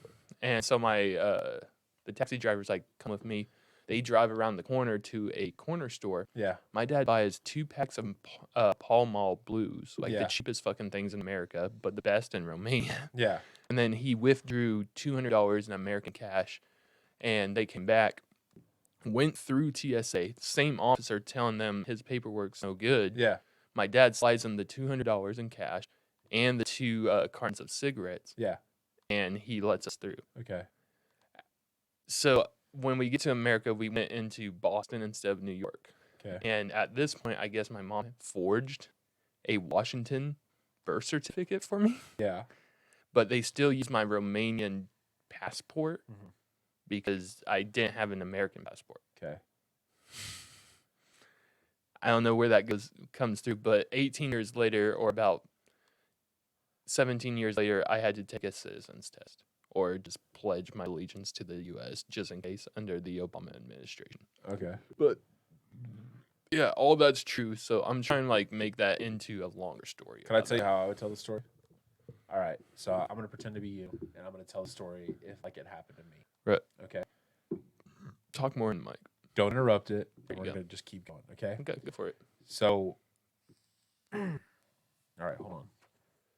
Trying to get all the fuck facts in my head real quick. 19 months. 19 months old. 2 cartons of Pall Mall Blue. $200 in American cash. Bribery. Forgery. Forgery. And then 17 years later. 17 years later, you have to take a citizenship. Yep. Okay, cool. I'm not going to tell it to you. I'm going to tell it to Mike. Okay. There he is. Hey, Mike, where are you from? Oklahoma. Really? You're from Oklahoma? Yeah. Hell yeah. You ever been to prison? No. You know what prison currency is? No. You don't know what prison currency is? Prison currency is, it's like where you trade like cigarettes or ramen noodles or something like that, and you get something in return. You know what I mean? Let me ask you a question. What would you give for 2 cartons of Pall Mall Blues and $200? I don't know. No?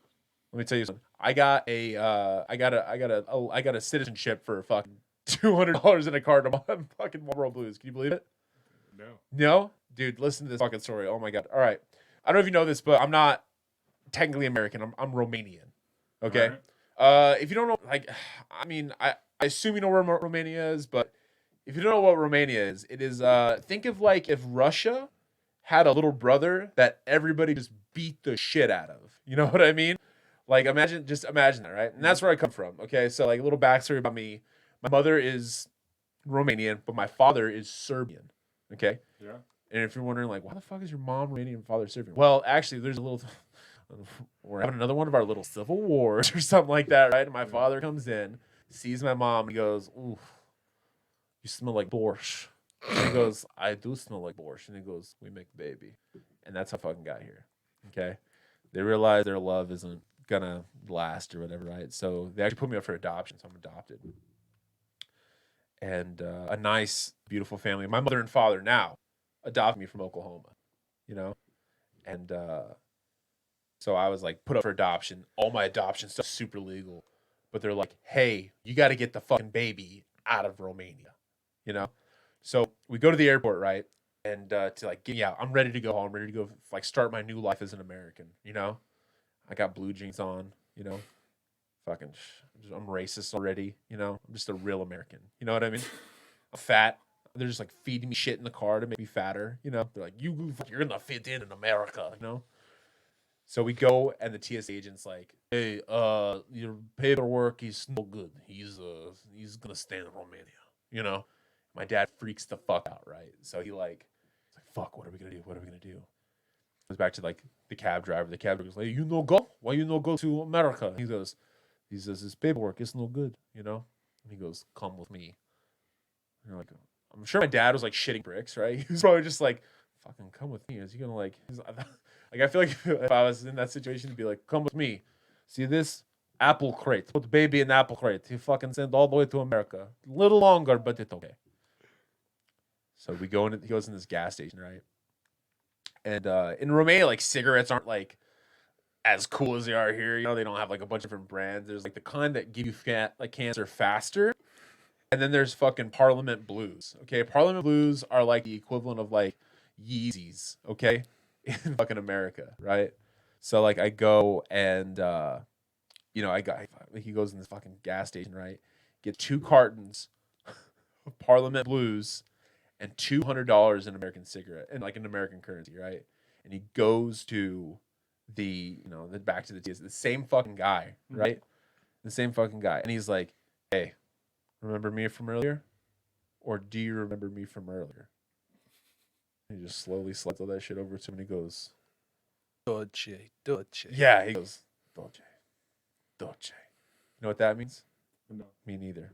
It means go. So You should know. We looked this shit up, dude. so fucking dude. Yeah, he's telling the joke. Dude, they fucking put me on this fucking plane, right? And I go to America and they're like about to give me up for adoption, right? And they're like, "Hey, where's this baby's birth certificate?" And my mom's like, "Right here." And what I didn't know is my mom fucking forged my birth certificate and she said I was born in Washington. Right?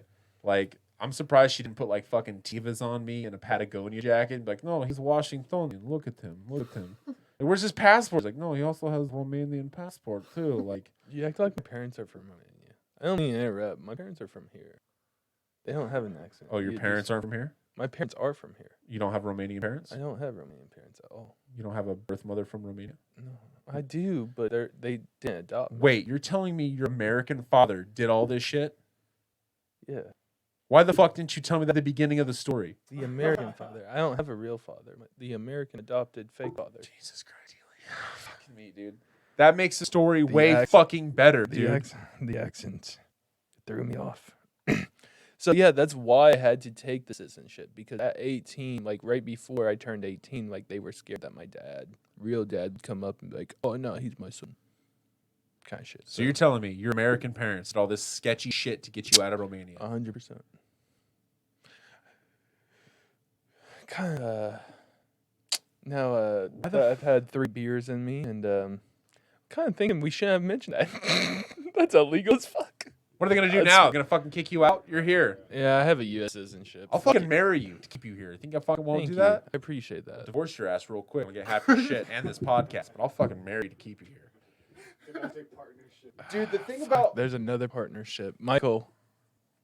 I get to keep half because this is the Healy cast, so you got 25%. Sorry, bro. no, I'm taking your 25%. Michael's. I'm gonna marry Michael, and we're gonna take you to court, and we're gonna take it. Kick him out of the U.S. Welcome. Everything. Yeah. So it's In no the middle of court, I'm gonna be like, also, he's not real. He's not a real American, by the way. This dude says he fucking hates Whataburger. You know? So, like, maybe that was a bad example, right? Was it though?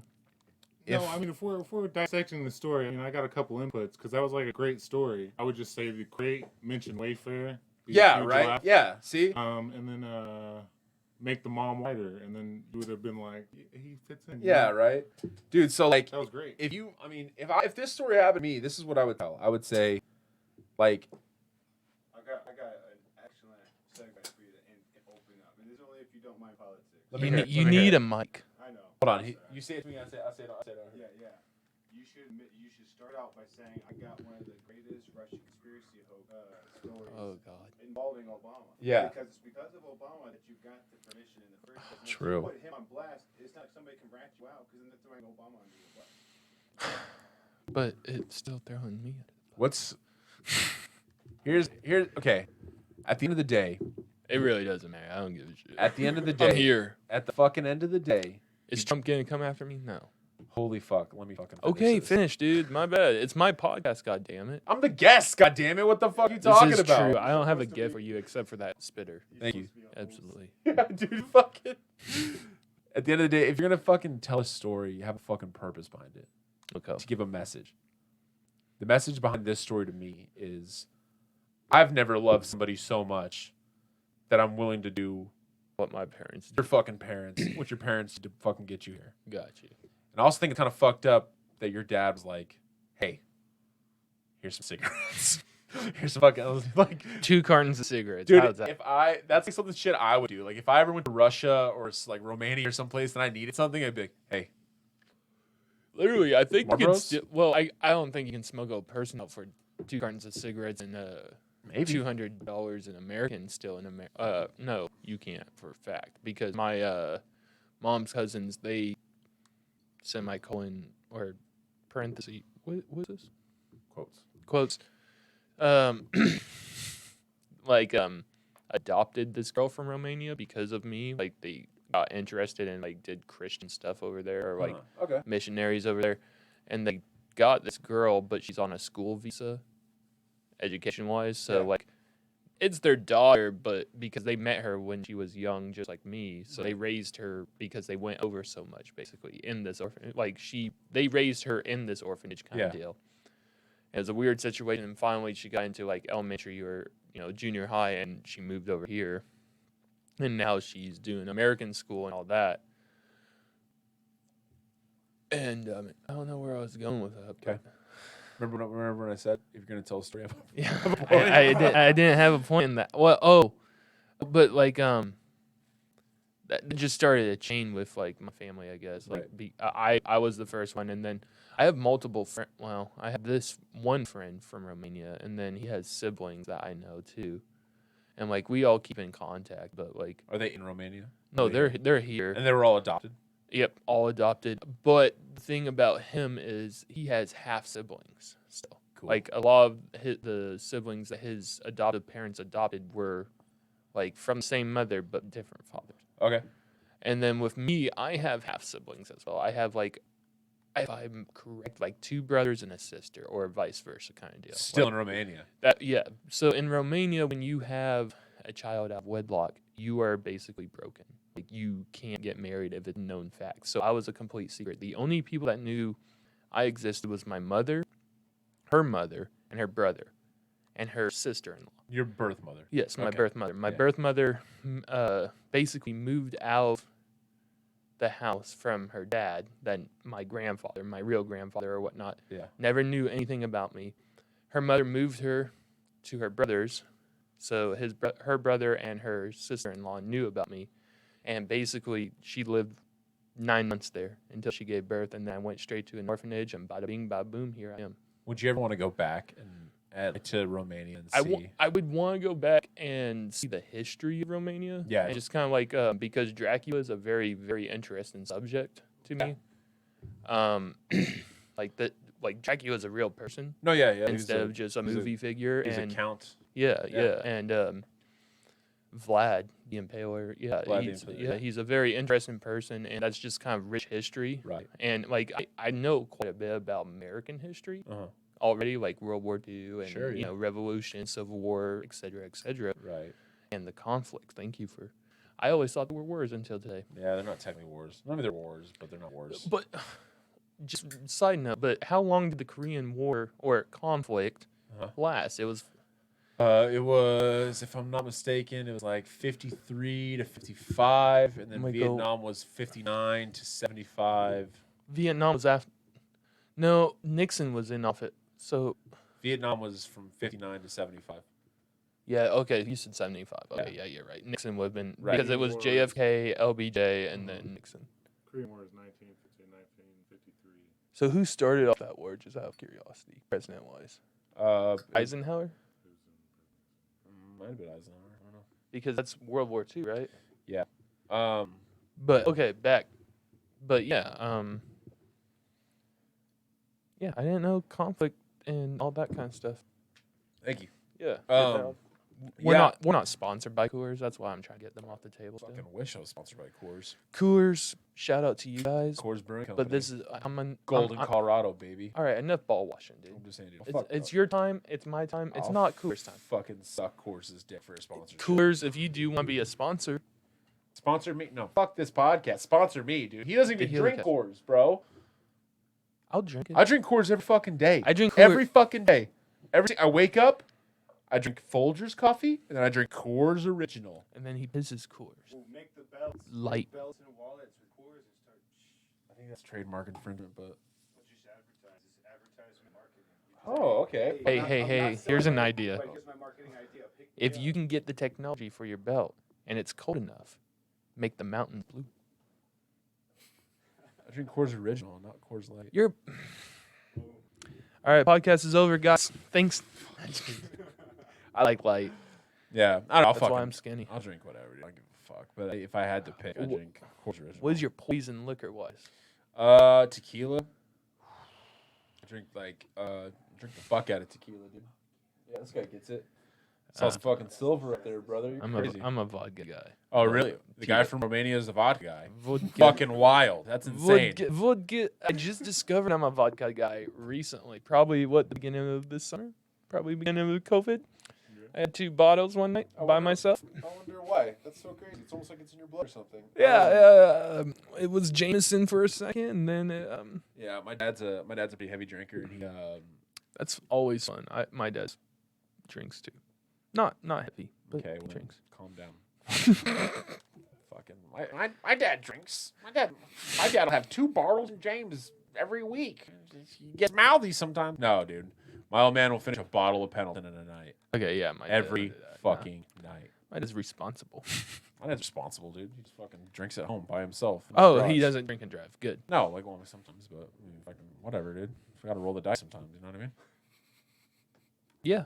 Yeah. And I got a DUI because of it. Never again will I do it. Okay, well, just because you're fucking bad at it, don't disgrace other people for fucking doing it. Jesus Christ, man. Will you ever smoke and drive? So, anyway. Oh, no. You want to fucking talk about drinking and driving, how terrible it is, but... Cigarettes? Yeah, I'll smoke and drive. Will you smoke weed and drive? Will you smoke weed and drive? So it's snowed today. Will you fucking smoke weed and drive? Put me on the spot, Maverick. Will you operate a fucking vehicle impaired under something else besides alcohol? Would you ever drive on shrooms? Would you ever drive on acid? No, I would never drive on acid or shrooms. No. Oh, would you ever smoke weed? And yes. You would? Yeah. Oh, really? Yeah. So what's the difference between that impairment and a fucking alcohol impairment? It's still a DUI. So just because you won't fucking drink drive, you're 100% correct. You're 100% correct. Fuck, dude, guys are wild over here. You got me second guessing now. Oh, yeah, I won't do it anymore. Yeah, you fucking will. You 100% will. Don't you fucking lie to me. It's hard. It's hard when you're a comedian because like when you go to the comedy like I don't smoke. I understand, but you're in the fucking military. You don't think there's people in the military who smoke? I know people then. That's fucking right, dude. I don't know, man. I would never get drunk and drive. Ever. Right. Like, I won't do it anymore. Like, right, I get that, dude. Like, after my DUI, I got scared enough where I'm just like... What happened with your DUI, if you don't mind me asking? I blew up one. So I started at Finnegan's, no longer a establishment here in Stillwater, Irish pub. And I had like 3 of their like 9-point beers. Oh, yeah. And I tried to drive to my girlfriend's apartment at that said time. She's an ex-girlfriend now. And good. Cop pulled me over right at the entrance, and I blew a .17 at the station. Nice, dude. It's a good one. Did you refuse to blow in the field or what? No, they didn't ask me to blow in the field. They Okay. just did the sobriety test, and I couldn't even do the line. They're like, just get in the car. I was like, okay. I would have refused. I would have been like, no, fuck you, dude. Well, the thing that really pissed me off was I pulled to the side into multiple parking spots at the apartment complex. I actually pulled into it. Technically, it's private, but he had the lights on before I even pulled in. So he had the right. And I pulled in, and I parked it just in multiple parking spots. And he's like, hey, I'm going to arrest you just to let you know. I'm like, I understand that. Like, I'm drunk. Like, I'm not going to argue with you. He's like, do you have weapons in your vehicle? I'm like, yeah, I have a 30-30 Winchester. Yeah.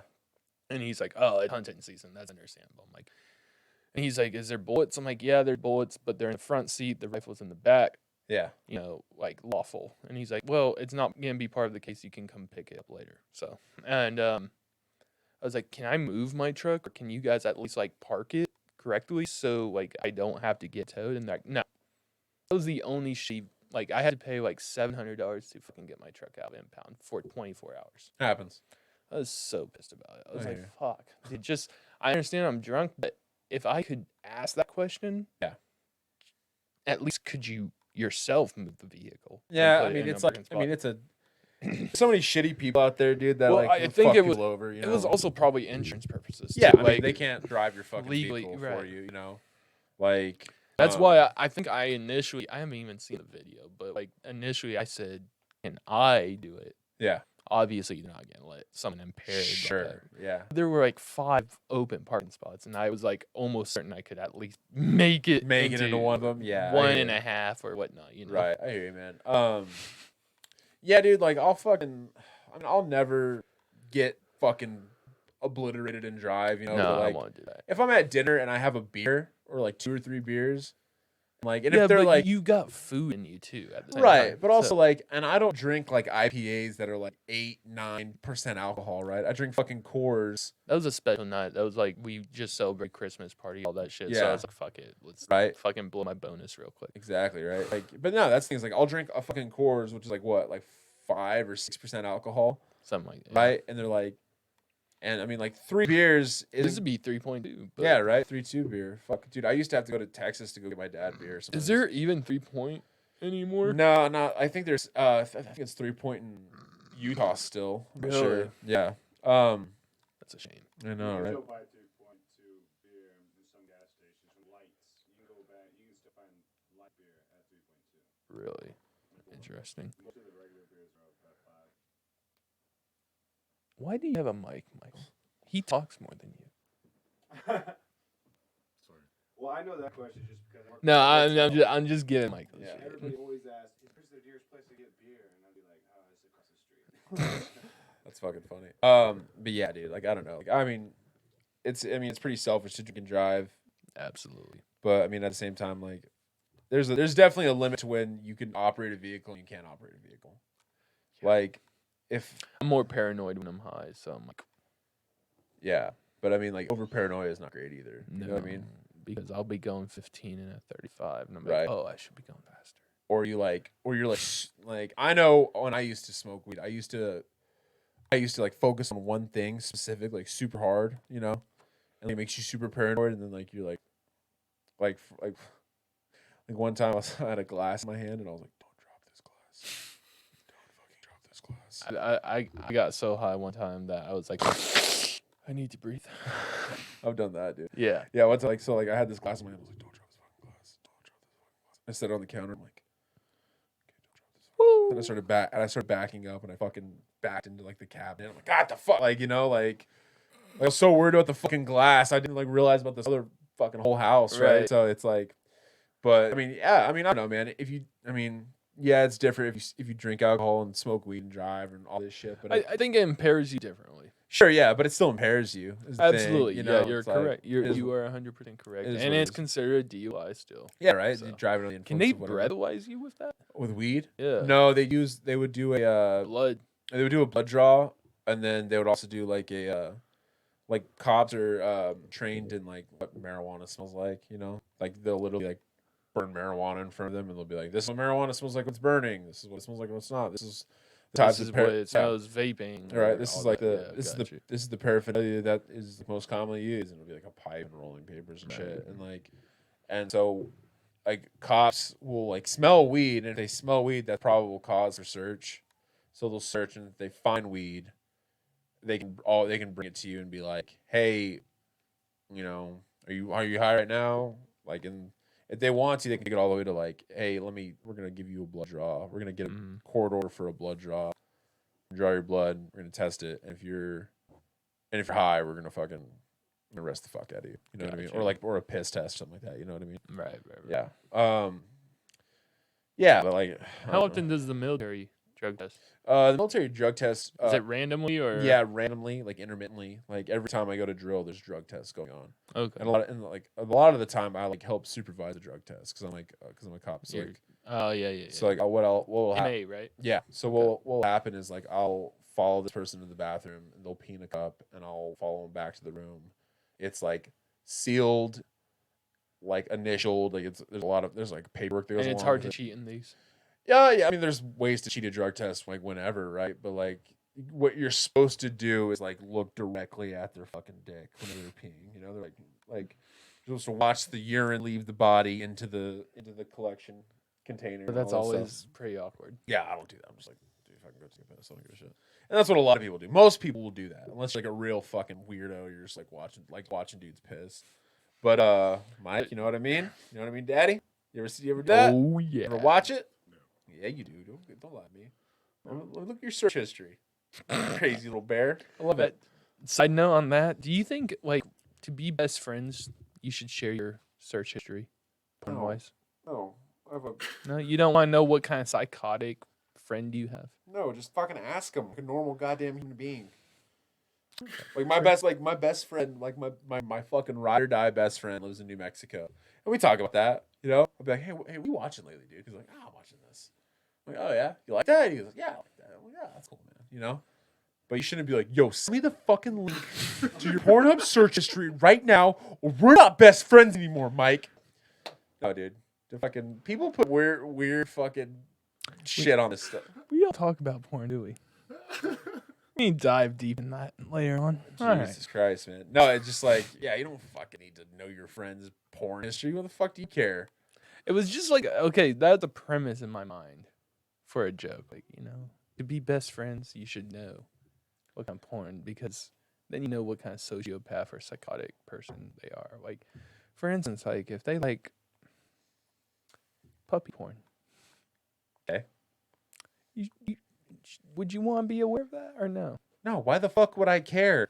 I don't know. You know what kind of porn I Dude, would want? I'm not gonna lie. Last night, after she said it, You looked it up, didn't you? I did. Not gonna lie. You know what I There's not a lot of female of it. There's a lot of gay of it. Yeah. You Yeah, know I what was kind of disturbed. porn I want to know if my best friend's watching?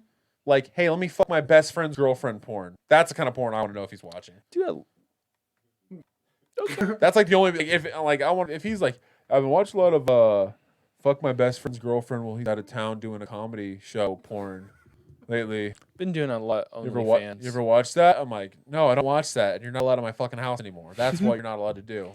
I don't give a fuck if they're like, hey, dude, I was watching this lady and she took a shit on this dude's chest and then kicked him in the dick. And I came. Like, I don't care. Like, fuck no, dude.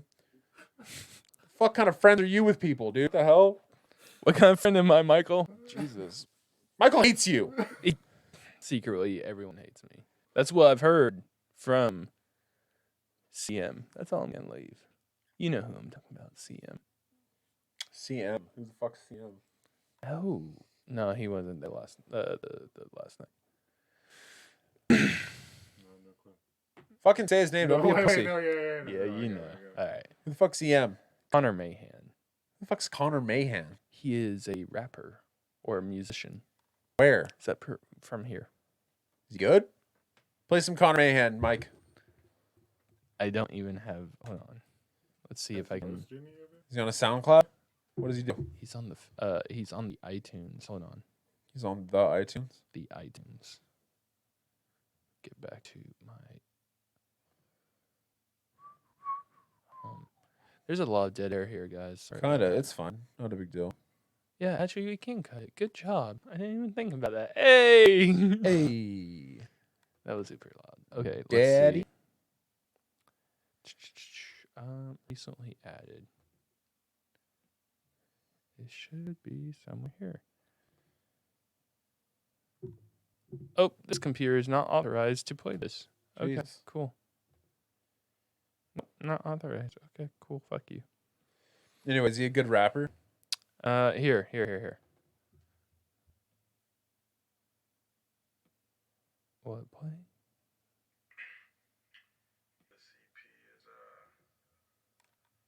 That actually comes in very well. This isn't the song I wanted though.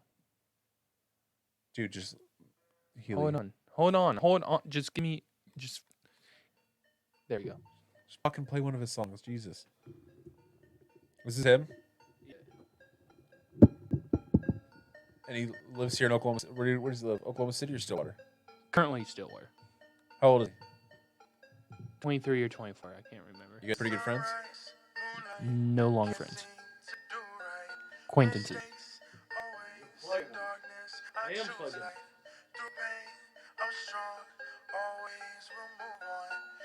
This is him singing right now? Yep.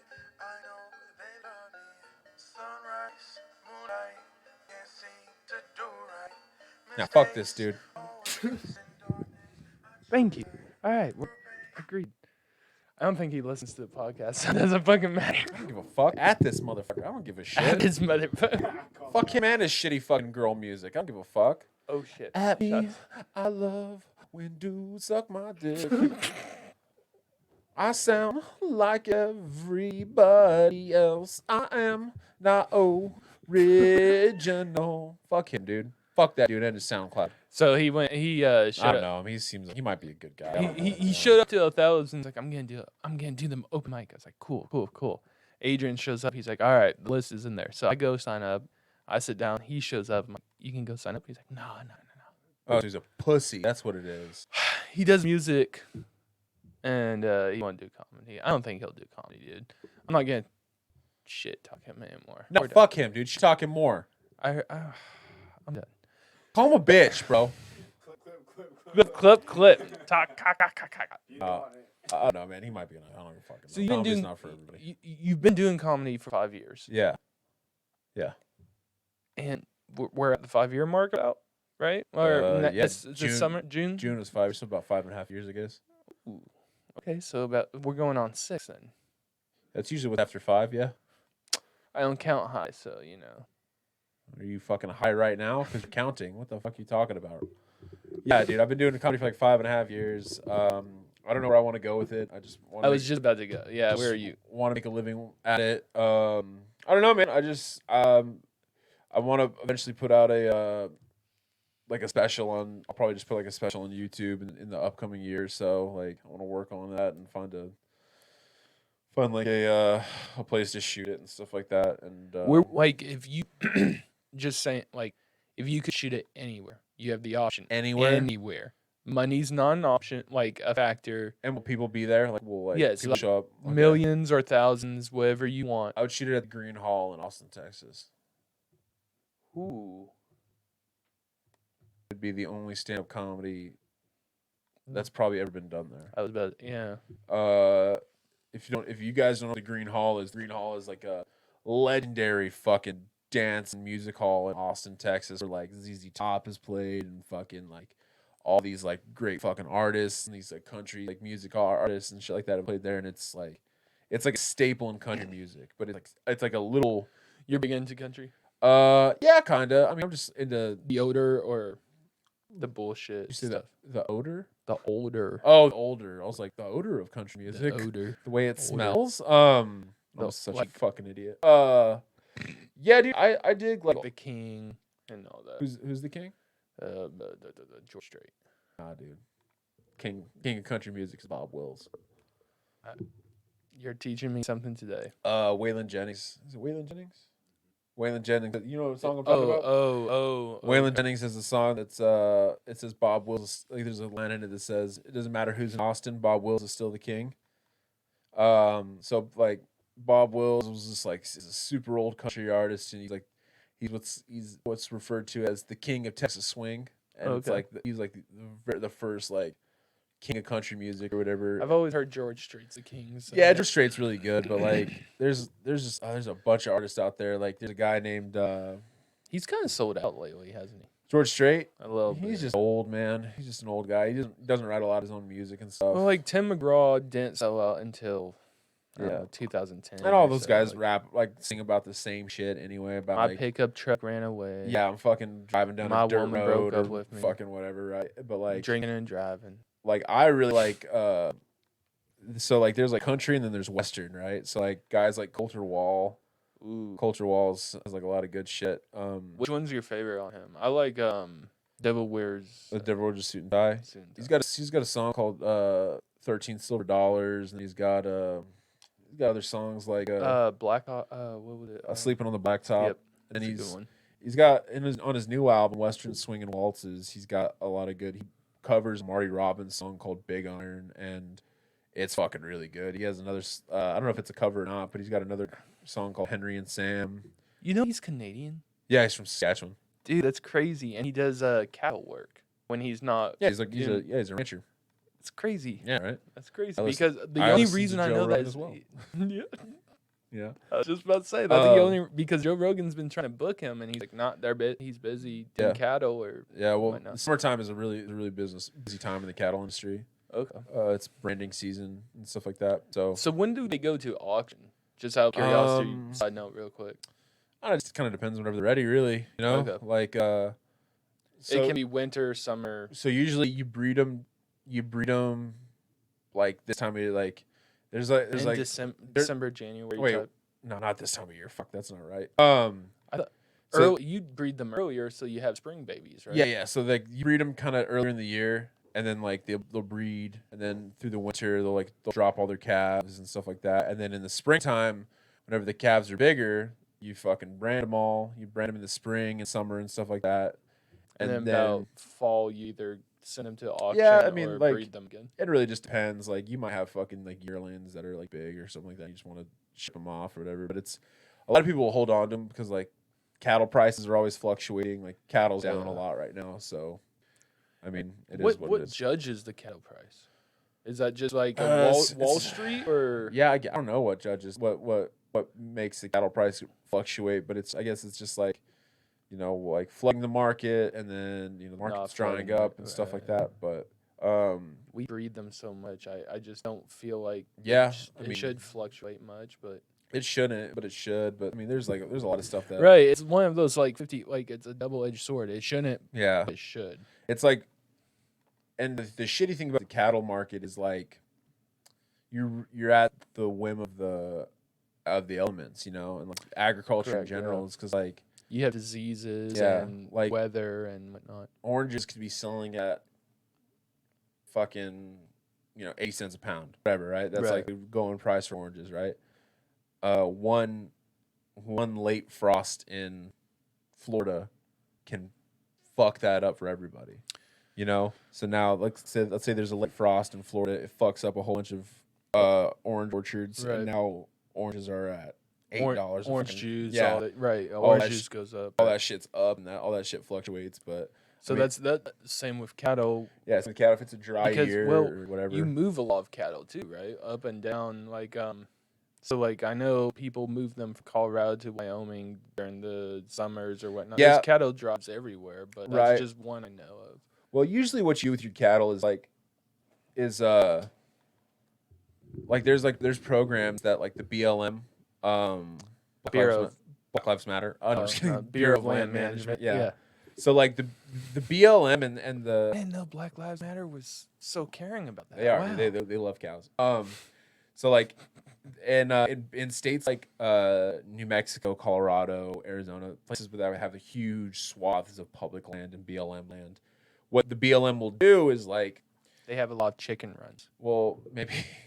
You motherfucker. So what will happen is like the BLM will have, let's say they have like 80 acres in a certain section of New Mexico that's like it has a really, really good grass on it, and it's just it's overgrown and stuff like that, right? So instead of going out there and doing like a controlled burn or doing something like that, cattle there. What they'll do is ranchers will go to them and say, hey, I got fucking 15 head that I want to put on this 80 acres or whatever, right? And they'll say, okay, well, I'll tell you what, we'll pay you to put your cows on here. We'll give you money to run cows on this land because we need control. We need to control the growth of this population. So it's kind of like Stillwater we have goats here. Yeah. And I don't know if other places do. Yeah. Some kind and goats. I've heard of them. Yeah. We done here or what? Yeah. Yeah. Woo! You survived it, dude. Fuck yeah. No, man. I appreciate you driving all the way here during the snow and. No, it was great, man. I had a great time. Jesus Flores is a huge fucking pussy for not coming up here. and I'm gonna destroy him on this weekend. WrestleMania, right? Yeah, I don't know. I might not destroy him. It's WrestleMania though. Yeah, yeah. Let's advertise some things. You got Instagram. Yeah, I got Instagram, Facebook, TikTok, all that shit. Ooh, TikTok. Look at him, I big know, right? big guy. 5,000 followers on TikTok, baby. I only have like 43. So So sick, so fucking sick. Be funnier. Be funnier is all I can. yeah, I'm trying. Um, I'm trying. You know, man, I'm gonna be at Bricktown Comedy Club this weekend from Thursday to Sunday. So Who are you're opening or featuring? I'm hosting for like Jamie Gravy. I'm out in Roasting Mania. There's another show that I forget the headliner. His name escapes me right now. But go on bricktowncomedyclub.com and you can find out who's going, who's gonna be there. I'm gonna be there all weekend, so come out and hang out and yeah. So it's gonna be a good time. Woo! All right, man. I appreciate it. Later, but thank you so much. Good to see you. Mike, you stay gangster, dog. I will.